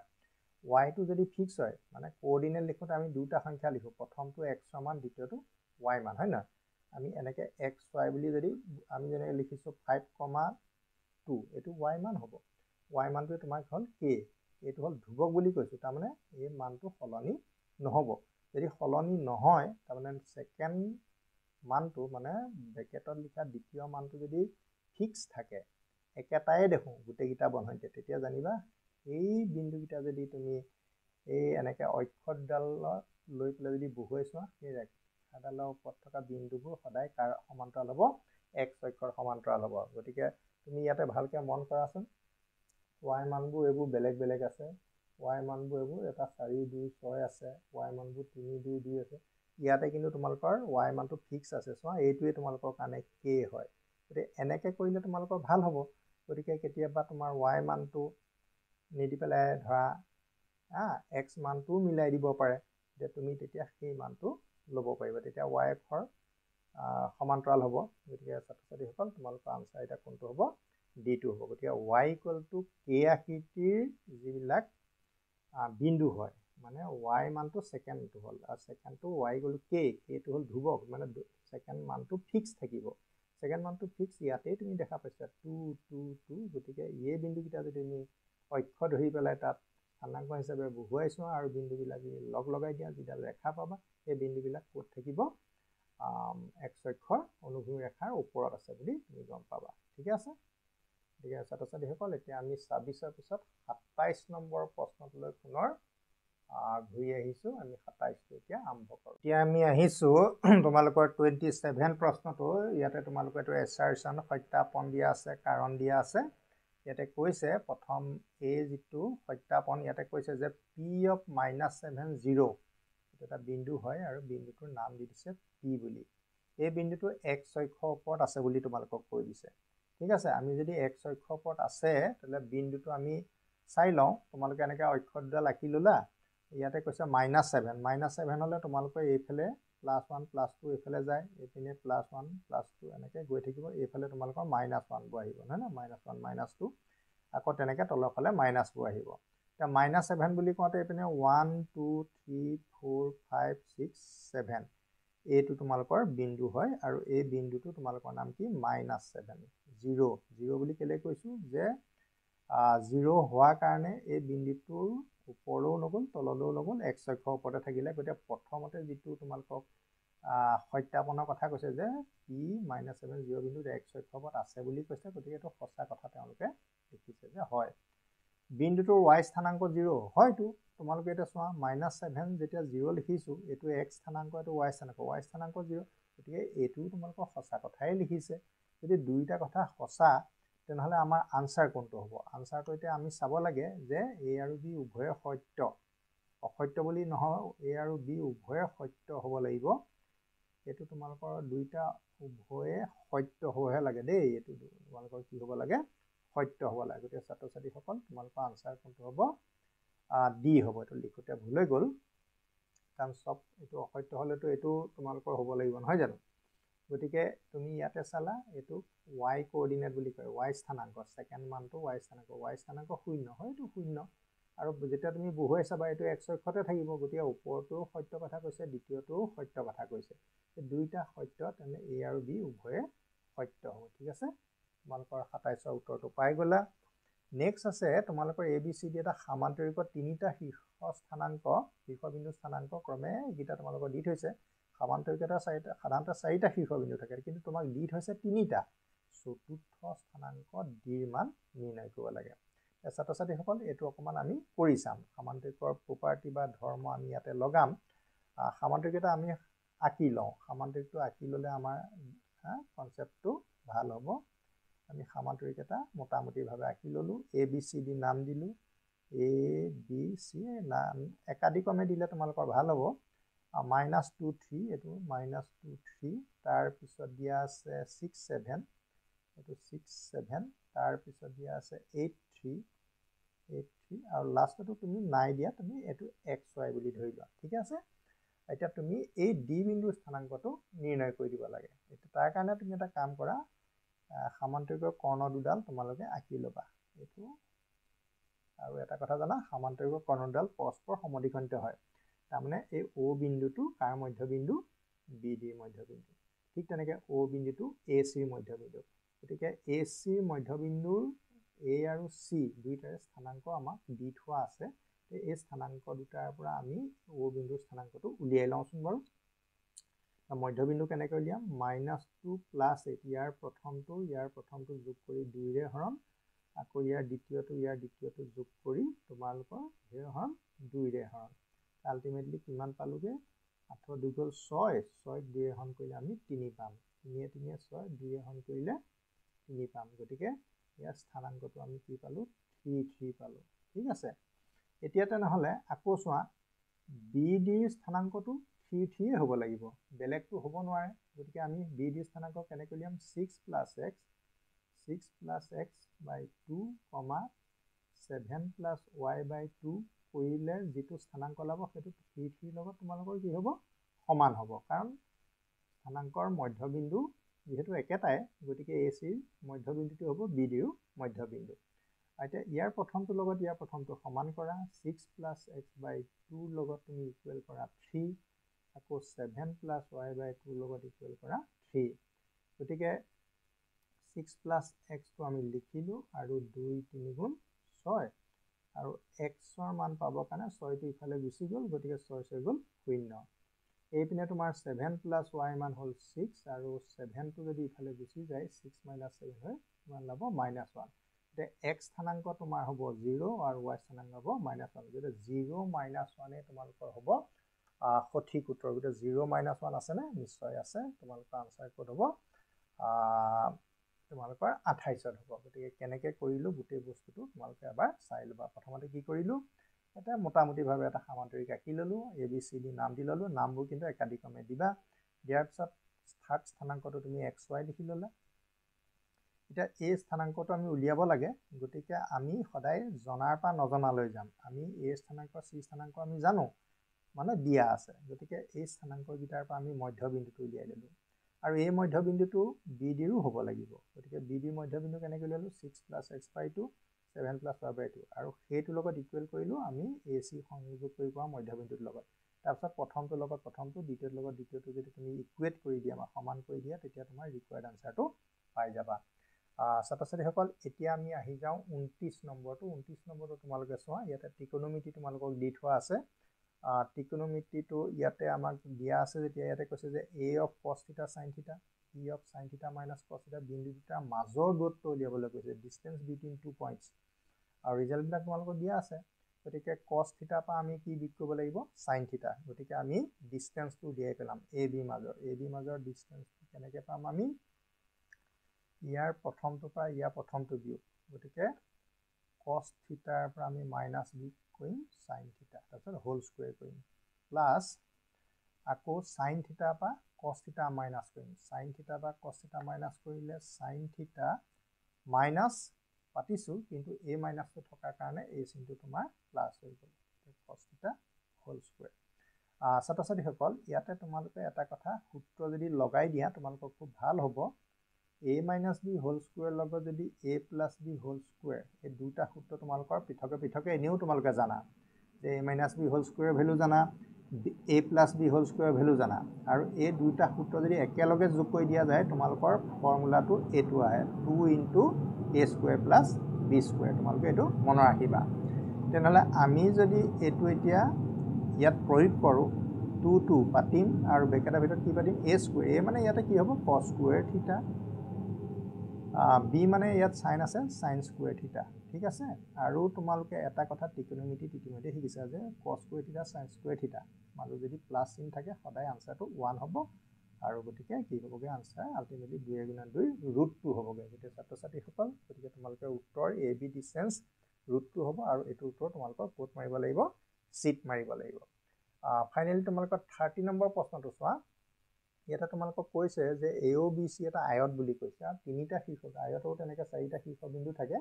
তোমালোকক কিন্তু তিনিটাহে দিছে তিনিটা যদি দিছে তেনে কৰ্ণডালৰ দৈৰ্ঘ্য ইয়াত আকৌ তোমালোকক কৰ্ণৰ দৈৰ্ঘ্যহে বিচাৰিছে গতিকে আমি তোমালোকৰ কাৰণে আকৌ তেনেকৈ আয়ত এটা আঁকি ল'ব লাগিব ঠিক আছে আয়তটো আঁকি লৈ আয়তৰ কৰ্ণডালৰ আমি জোখটো নিৰ্ণয় কৰিম প্ৰথমতে আমি আয়ত এটা আঁকি লওঁ তোমালোকক দেখাই দিছোঁ কেনেকৈ আমি আঁকিম AOBC আৰু স্থানাংককেইটা আমিও লিখি লৈছোঁ 03 তাৰপিছত 00 তাৰপিছত 50 ঠিক আছে এতিয়া তোমালোকে চোৱা মই চিত্ৰটো তোমালোকৰ বনাই ল'লোঁ ঠিক আছে চিত্ৰটো বনাই লোৱাৰ পিছত তোমালোকে গম পালা AOBC এইটো তেওঁলোকে দিয়া নামটো AOBC তোমালোকে সেইটো নাম দিয়া আছে স্থানাংক আমি লিখি ল'লোঁ কৰ্ণ বুলি কওঁতে চোৱা আয়তৰ কৰ্ণডালৰ দৈৰ্ঘ্য আয়তৰ কৰ্ণ যিহেতু দুইডালেই সমান এ বিডাল যোগ কৰিলে যিমান হ'ব AC ডাল যোগ কৰিলেও তোমালোকৰ সিমানেই হ'ব যিহেতু আমাক ইয়াতে স্পষ্টকৈ কোৱা নাই আমি AC উলিয়াম নে BC উলিয়াম AB উলিয়াম নে OC উলিয়াম কোৱা নাই গতিকে যিকোনো এডাল উলিওৱা মানে সিডাল উলিওৱা হয় তোমালোকৰ হৈ যাব এতিয়া তোমালোকে প্ৰথমতে কি কৰিবা মই যেনিবা সাপোজ AB ডালকে জইন কৰি দিলোঁ ঠিক আছে এতিয়া প্ৰথমতে তোমালোকে OA বাহুটোৰ জোখটো উলিয়াই লোৱা নেক্সট OB বাহুটোৰ জোখ উলিওৱা গতিকে OA বাহুটোৰ তোমাৰ জোখ কিমান হ'ব বৰ্গমূল ডিসটেন্স বিটুইন 0 পৰা 0 মাইনাছ কৰিলে 0 হ'ব গতিকে 3 পৰা 0 কৰিলে জাষ্ট এইটো আমি 3 স্কুৱেৰ বুলি পাম এতিয়া 3 স্কুৱেৰ বৰ্গমূল 9 হ'ব 3 হ'ব গতিকে ইয়াৰ বৰ্গমূল কি হ'বগে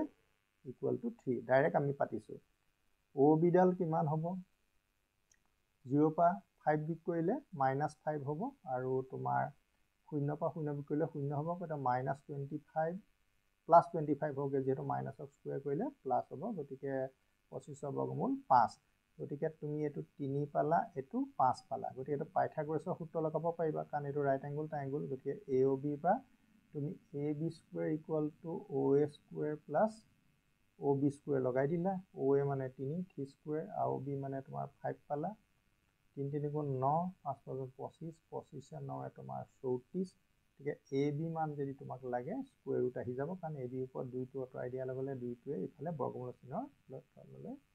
বৰ্গমূল চিহ্ন হিচাপে ৰূপ ল'ব। গতিকে √34 আৰু √34টো তোমালোকৰ উত্তৰ। গতিকে আনচাৰটো তোমালোকৰ ক'ত আহিবগৈ, ডিত তোমালোকে শুদ্ধ উত্তৰটো বিচাৰি পাবা। ছাত্ৰ ছাত্ৰীসকল, এতিয়ালৈকে আমাৰ 30টা প্ৰশ্ন আমি আগবাঢ়িলোঁ।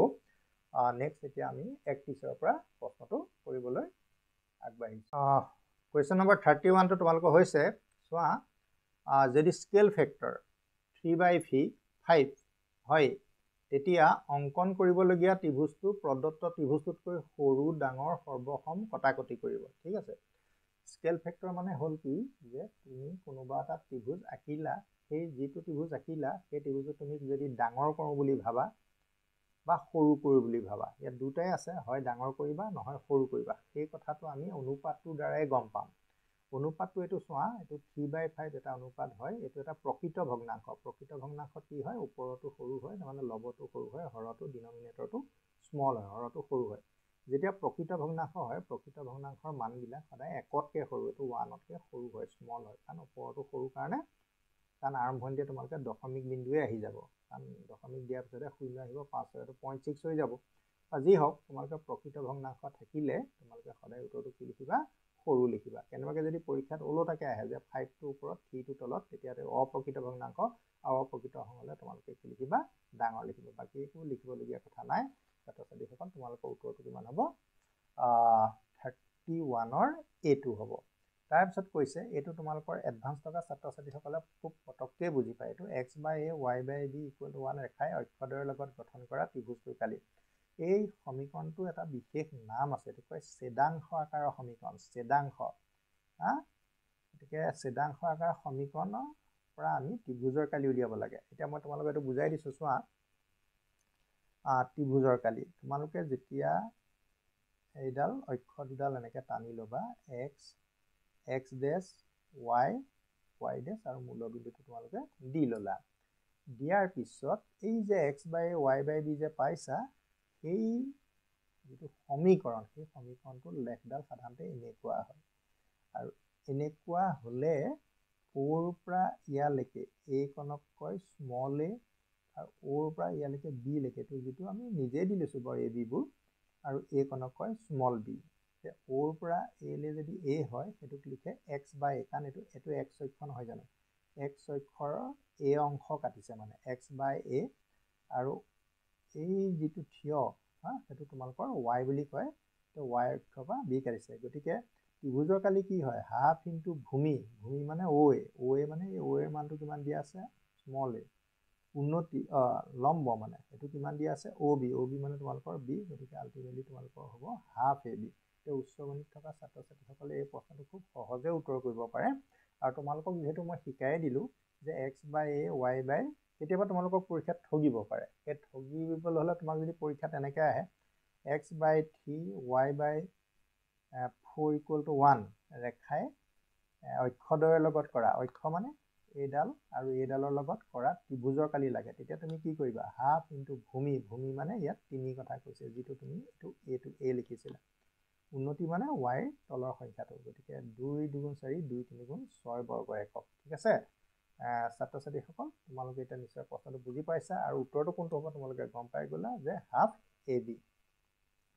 নেক্সট প্ৰশ্ন তোমালোকৰ আহিছে 33, আৰু 33 দিছোঁ যে ত্ৰিভুজ এটাৰ বি কোণটো 90 ডিগ্ৰী, আৰু বি কোণটো 90 ডিগ্ৰী হোৱাৰ পিছত AB বাহুটোৰ জোখটো 6 চেণ্টিমিটাৰ আৰু BC বাহুটোৰ জোখ 8 চেণ্টিমিটাৰ দিয়া আছে। চাইন এৰ মানটো তোমালোকে নিৰ্ণয় কৰিব লাগে। ঠিক আছে, তাৰ কাৰণে আকৌ তেনেকৈ তুমি সমকোণী ত্ৰিভুজ এটা এনেকৈ অংকন কৰি লোৱা। সমকোণী ত্ৰিভুজটো অংকন কৰি পেলাই তুমি আখৰটো দিওঁতে খুব সাৱধান হ'বা, বিটো তুমি ইয়াতে দিব লাগিব, কাৰণ 90 ডিগ্ৰী ইয়াতে হৈছে। বাকী AB এইটো ওপৰফালে দিয়া, এইফালে তুমি C দি দিয়া। AB 6, এইটো তোমালোকৰ 6 হ'ল, BC 8 হ'ল। ঠিক আছে, এতিয়া তোমাক কৈছে যে এই কোণটোৰ চাইন ল'ব লাগে, চাইনৰ মান কিমান বুলি তোমালোকক সুধিছে। ছাত্ৰ ছাত্ৰীসকল, তোমালোকে সমকোণী ত্ৰিভুজতে সদায় ত্ৰিকোণমিতি অনুপাতবোৰ নিৰ্ণয় কৰোঁ, আৰু ত্ৰিকোণমিতি অনুপাত নিৰ্ণয় কৰিবলৈ হ'লে 3টা বাহুৰ জোখটো আমি জানিব লাগে। AB জানিলোঁ, BC জানিলোঁ, AC, গতিকে পাইথাগোৰাছৰ সূত্ৰই তোমাক AC দিব, গতিকে AC স্কুৱেৰ ইকুৱেল টু কিমান হ'ব 6 স্কুৱেৰ প্লাছ 8 স্কুৱেৰ এইটো বাহুত যোগটোক স্কুৱেৰ কৰিবা এইটো বাহুত স্কুৱেৰ কৰিবা স্কুৱেৰ কৰি যোগ কৰিবা 36 64 আৰু লগ লাগিলে পেলাই কিমান হ'ব 100 AC মান হ'ব বৰ্গমূল 100 আৰু তাৰমানে 10 এই বাহুটো মান হ'ল 10 ঠিক আছে তিনিটা বাহুৰ জোখ আমি এতিয়া পাই গ'লো দিছিলে দুটা আমি উলিয়াই ল'লো তিনিটা এটা তোমাক কৈছে যে প্ৰশ্নটো sin a এই কোণটো তুমি sin ল'ব লাগে আচ্ছা sin a মানে তোমালোকে পাইছিলা যে sin a মানে হ'ল p/h হা লম্ব বাই কৰ্ণ কি হ'ব লম্ব বাই অতিভুজ ন অতিভুজ বুলিও কয় লম্ব বাই অতিভুজ এতিয়া তুমি চাবা যেটো a কোণ a কোণৰ কথাহে কৈছে a কোণৰ সন্মুখত যেটো বাহু থাকে সেইটোকে কয় লম্ব ঠিক আছে লম্ব কোণটো বুলি ধৰে যেটো কোণ তোমাৰ অনুপাতটোৰ লগত জড়িত হৈ আছে এই কোণটোৰ বিপৰীতে থকা বাহুটোক কয় লম্ব গতিকে ইয়াত হ'ব আমাৰ BC কৰ্ণটো কৰ্ণই আৰু কাৰণ 90 ডিগ্ৰী কোণৰ সন্মুখৰ বাহু কৰ্ণ AC BC মান যদি তোমাৰ 8 হয় AC মান যদি 10 হয় এইটো এটা আমাৰ অনুপাত যেটো অনুপাতৰ সংখ্যা দুটাৰ মাজত কটাকটি যায় 2 4 গুণ 8 2 5 গুণ 10 এটা 4/5 টো তোমালোকৰ আনসাৰ হিচাপে আহি যাব এটা 4/5 বা আমাৰ কোড আছে নিশ্চয় তোমালোকৰ সিট আছে ছাত্ৰ-ছাত্ৰীসকল এতিয়া আমি ক্ৰমে 34 লৈ আগবাঢ়িছো আৰু 34 টো তোমালোকৰ অতি চিনাকি আৰু সহজ প্ৰশ্ন তোমালোকৰ কেনেকৈ কৰিবা ইয়াতে তোমালোকক দিয়া আছে চোৱা ইয়াতে তোমালোকক কৈছে যে sin 30 ডিগ্ৰী মান সাধাৰণতে কি হয় হাফ হয় ন হাফক স্কুৱেৰ কৰিবা cos 30 ডিগ্ৰী তোমালোকৰ মুখস্থ ৰাখিব লাগিব টেবুলখন এইটো হয় গতিকে sin 30 ডিগ্ৰী মান হাফ হয় তাক 2 ওপৰত পাৱাৰ হিচাপে আছে তুমি স্কুৱেৰ দিয়া আকৌ cos 30 ডিগ্ৰী √3/2 ওপৰত স্কুৱেৰ আছে এটো ব্ৰেকেট ওপেন কৰিলে 1/4 আৰু এটো ব্ৰেকেট ওপেন কৰিলে 3/4 ঠিক আছে 4 আৰু 4 ৰ এলচিএম 4 হ'ল গতিকে 1 - 3 হ'ব 1 - 3 হলে ওপৰত পালো আমি -2 তলত থাকিলে 4 গতিকে যেহেতু -2 আৰু 4ক আমি কটাকটি কৰিব পাৰো 2 এ 2 গুণে 2 2 2 4 আলটিমেটলি কি পালো -1/2 এতিয়া -1/2 যদি তোমাৰ আমাৰ অপচনত আছে তেনে সেইটো আমাৰ হ'ব উত্তৰ এতিয়া -1/2 আমাৰ আছে নে বাৰু নিশ্চয় উত্তৰটো আমাৰ ডি তে বিচাৰি পাম নহলে বাৰু আমি ৰঙা চিহে মাৰিছো গতিকে ৰঙা চিহে দি দিছো তাৰ পিছত তোমালোকৰ আছে চোৱা tan alpha cot alpha equal to 2 তাৰ পিছত দিয়া আছে যে tan square alpha plus cot square alpha equal to what এতিয়া উত্তৰকিটা তোমালোকৰ ইয়া পাই আমি বিচাৰিব লাগিব ঠিক আছে এতিয়া উত্তৰটো বিচাৰিবৰ কাৰণে অংকটোটো আমিটো কৰিব লাগিব এটা কৰিম কেনেকৈ প্ৰথমতে চোৱা আমি যেটো গিভেন মানে আমাৰ যেটো দিয়া আছে তাৰে আমি সহায় লম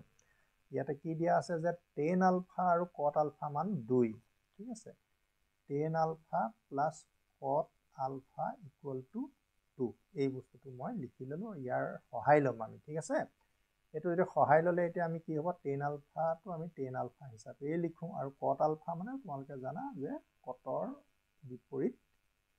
tan হয় গতিকে আমি লিখিলো cot alpha মানে tan alpha লসাগু লোৱা এলচিএম লোৱা tan alpha ললে এটো tan square alpha হ'ব +1 equal to 2 ইয়াত লত 1 এটা আছে গতিকে tan square alpha +1 equal to 2 tan alpha ঠিক আছে এইকনলৈকে বুজি পাইছা চাগে এটা তাৰপিছত tan square alpha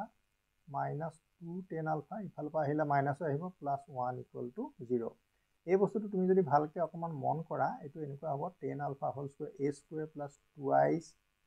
a b মানে 1 আহিব +1 square equal to 0 আৰু a2 হ'ব তোমালোকৰ a minus b whole square a মানে কি হ'ব tan alpha b মানে হ'ব 1 গতিকে tan alpha minus 1 whole square equal to 0 আৰু যেটো আমি শূন্যৰ বৰ্গমূল নলওঁ তেনেহলে আমি লিখিব পাৰো tan alpha minus 1 equal to 0 আৰু tan alpha equal to কিমান হ'ল তোমাৰ +1 তাৰমানে tan alpha মান তুমি 1 পালা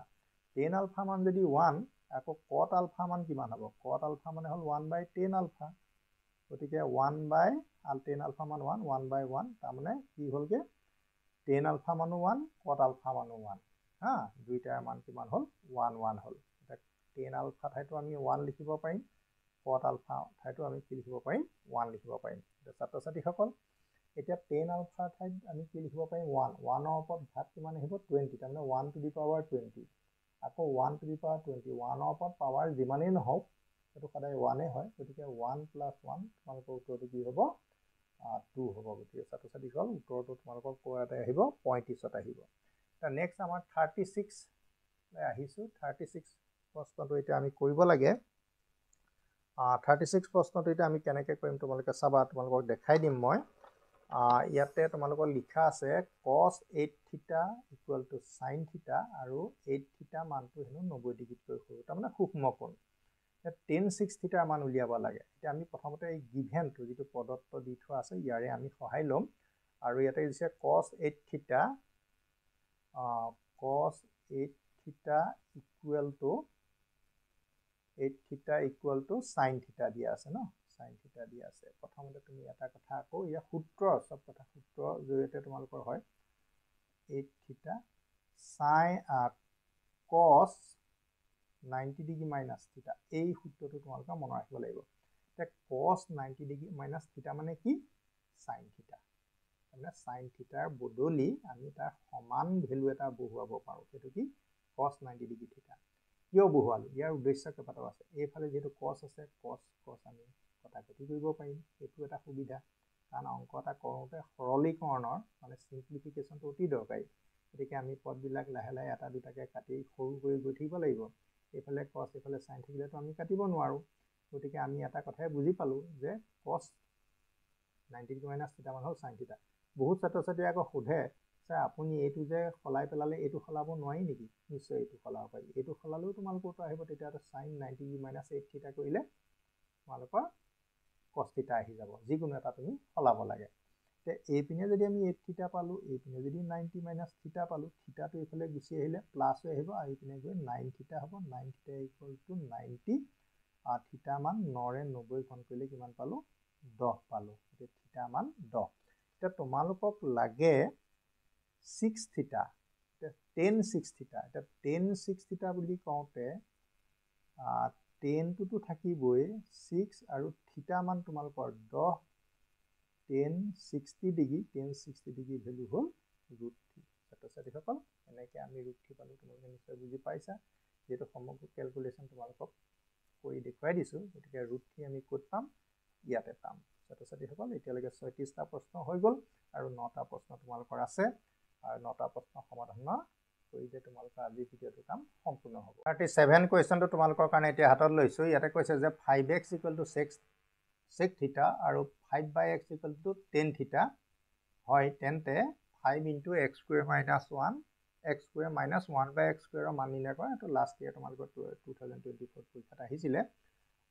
এনেকুৱা ধৰণৰ প্ৰশ্ন ধৰা আৰু সাজি পেলাই তোমালোকক দিব পাৰে যেহেতু বুকত আমাৰ এইবোৰ অংক আমি দেখিবলৈ পোৱা নাযায় ইয়াতে তোমালোকক পিছে sec থিটা আৰু tan থিটা তোমালোকে এনেও জানা যে sec থিটা আৰু tan থিটাৰ মাজত এটা সম্পৰ্ক আছে আৰু সম্পৰ্কটো হ'ল যে sec² থিটা মাইনাছ tan² থিটা ইকুৱেল টু 1 এই কথাটো তোমালোকে সদায় মনত ৰাখিবা এতিয়া sec থিটাৰ ভ্যালু কি sec থিটাৰ ভ্যালু তোমালোকৰ দিয়া আছে 5x গতিকে এইটো 5x হোল স্কয়াৰ কৰি দিয়া আৰু tan থিটাৰ ভ্যালু তোমাক দিয়া আছে 5/x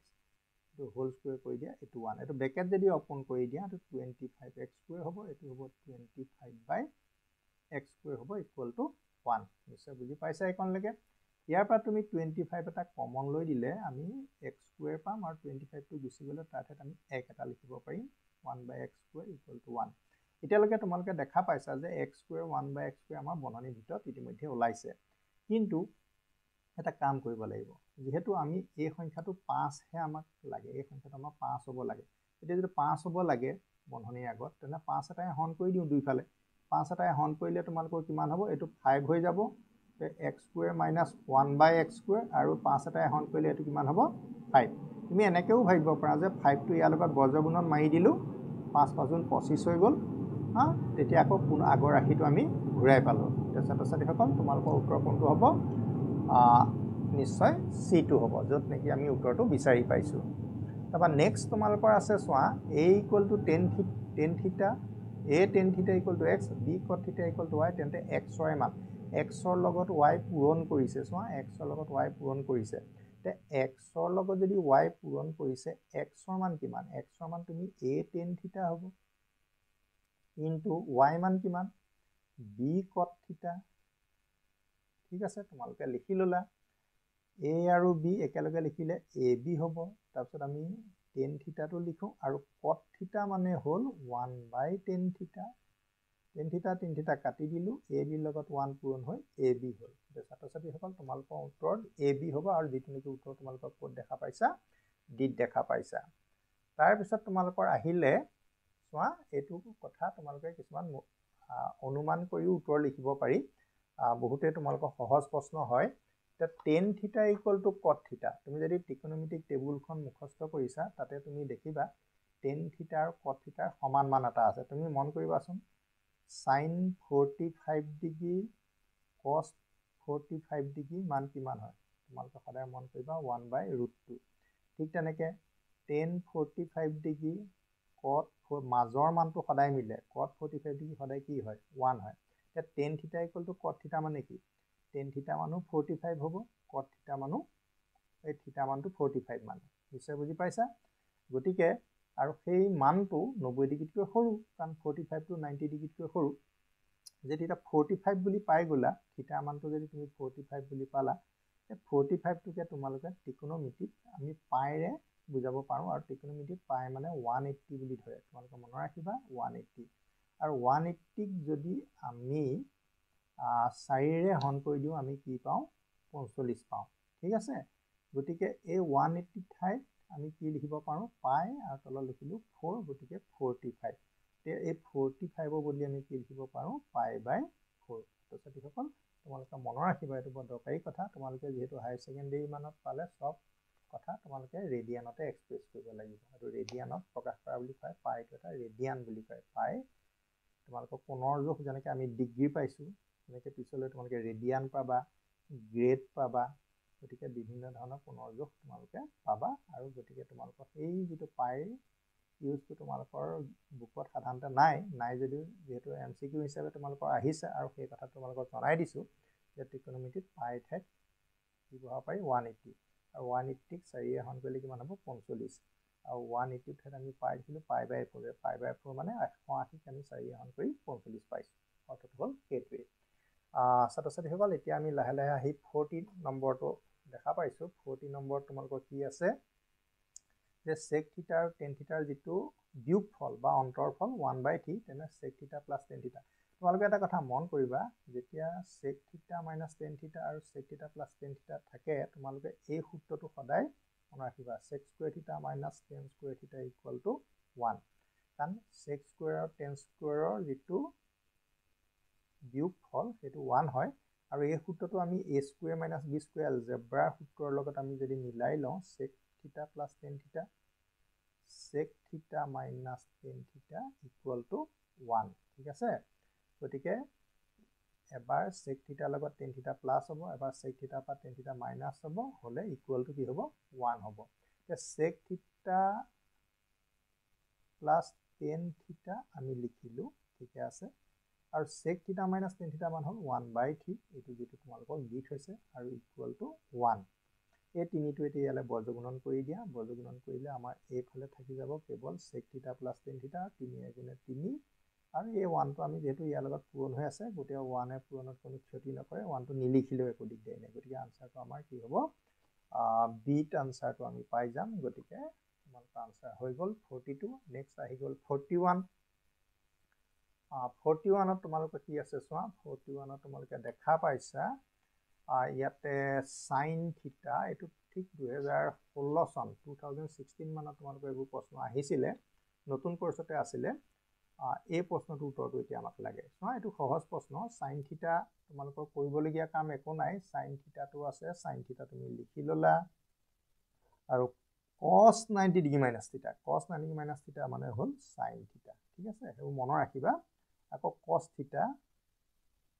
আকৌ sin 90 ডিগ্ৰী - থিটা sin পৰা এটো আমাৰ পূৰক কোণৰ পৰা আহিছে sin 90 - থিটা মানে কি হ'ব আকৌ cos থিটা হ'ব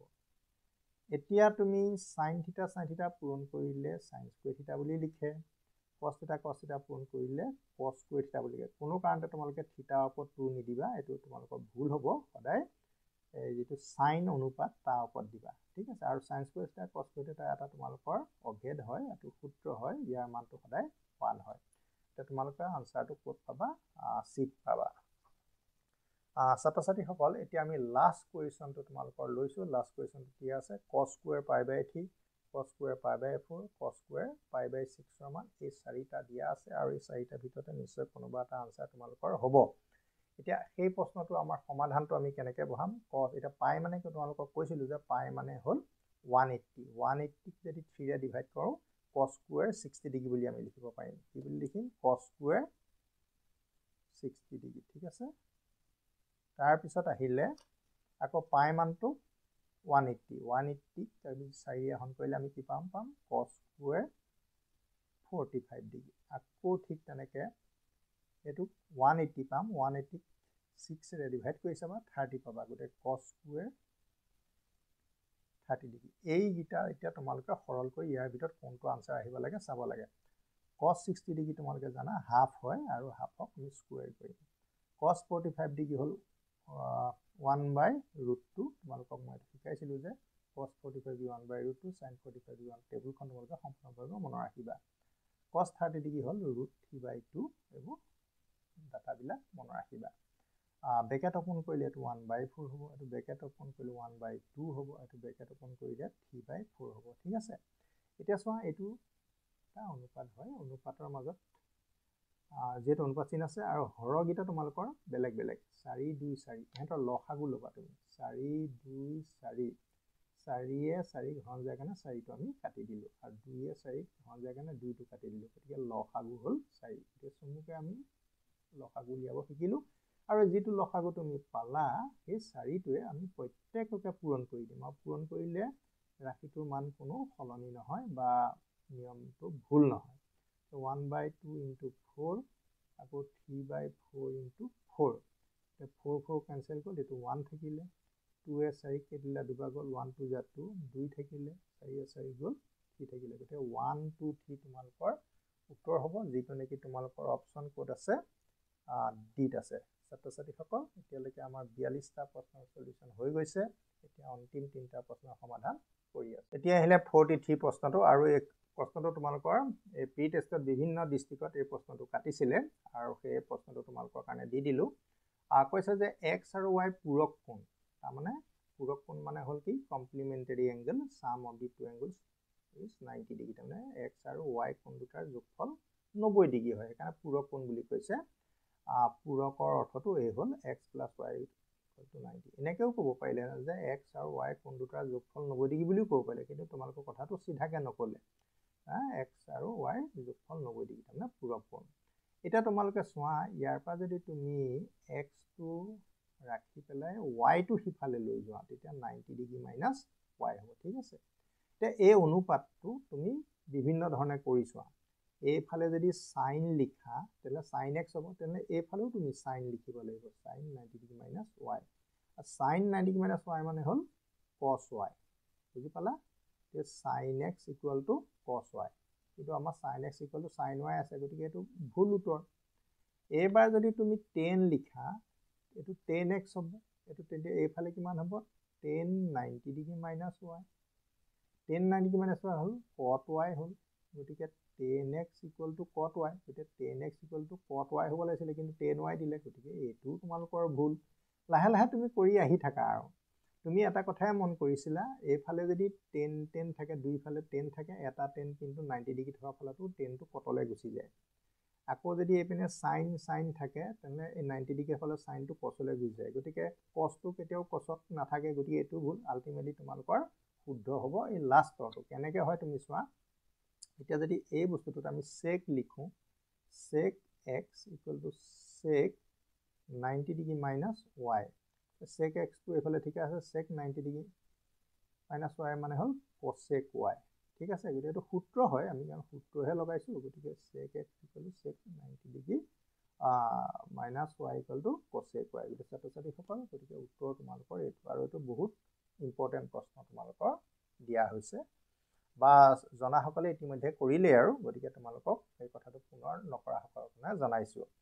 ইয়াতে কৈছে যে r cos θ 3√3/4 r sec θ = √3 তেনেহ'লে r ৰ মান উলিয়াব লাগে ঠিক আছে এতিয়া r ৰ মান আমি কেনেকৈ উলিয়াম চোৱা cos θ আৰু sec θ cos θ sec θ পৰস্পৰ বিপৰীত হয় ঠিক আছে গতিকে আমি এই দুটা পূৰণ কৰি দিলে cos থিটা অনুপাতটো নাইকিয়া হৈ যাব বা sin থিটা অনুপাতটো sec থিটা অনুপাতটো নাইকিয়া হৈ যাব গতিকে r cos থিটা লগত পূৰণ কৰিম r sec থিটা যদি a2 লগত a2 পূৰণ কৰোঁ তেনেহলে a2 লগত a2 পূৰণ হ'ব গতিকে 3√3/4 ইনে √3 আছে ঠিক আছে r পূৰণ কৰিলে r স্কয়াৰ হ'ব ঠিক আছে তোমালোকে দেখা পাইছা না বাৰু r পূৰণ কৰিলে r স্কয়াৰ হ'ব এইপিনে আমি cos থিটা পাতিলোই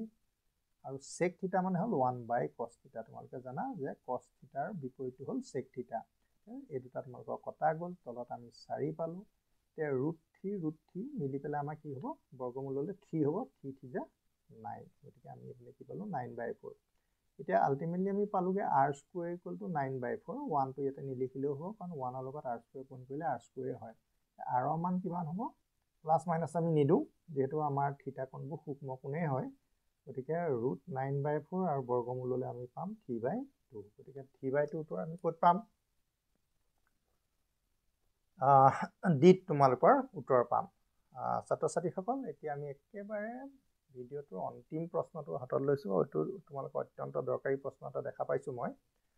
যদি a0 0b 1 1 বিন্দু তিনিটা একেৰেখীয় হয় তেলে 1/a 1/b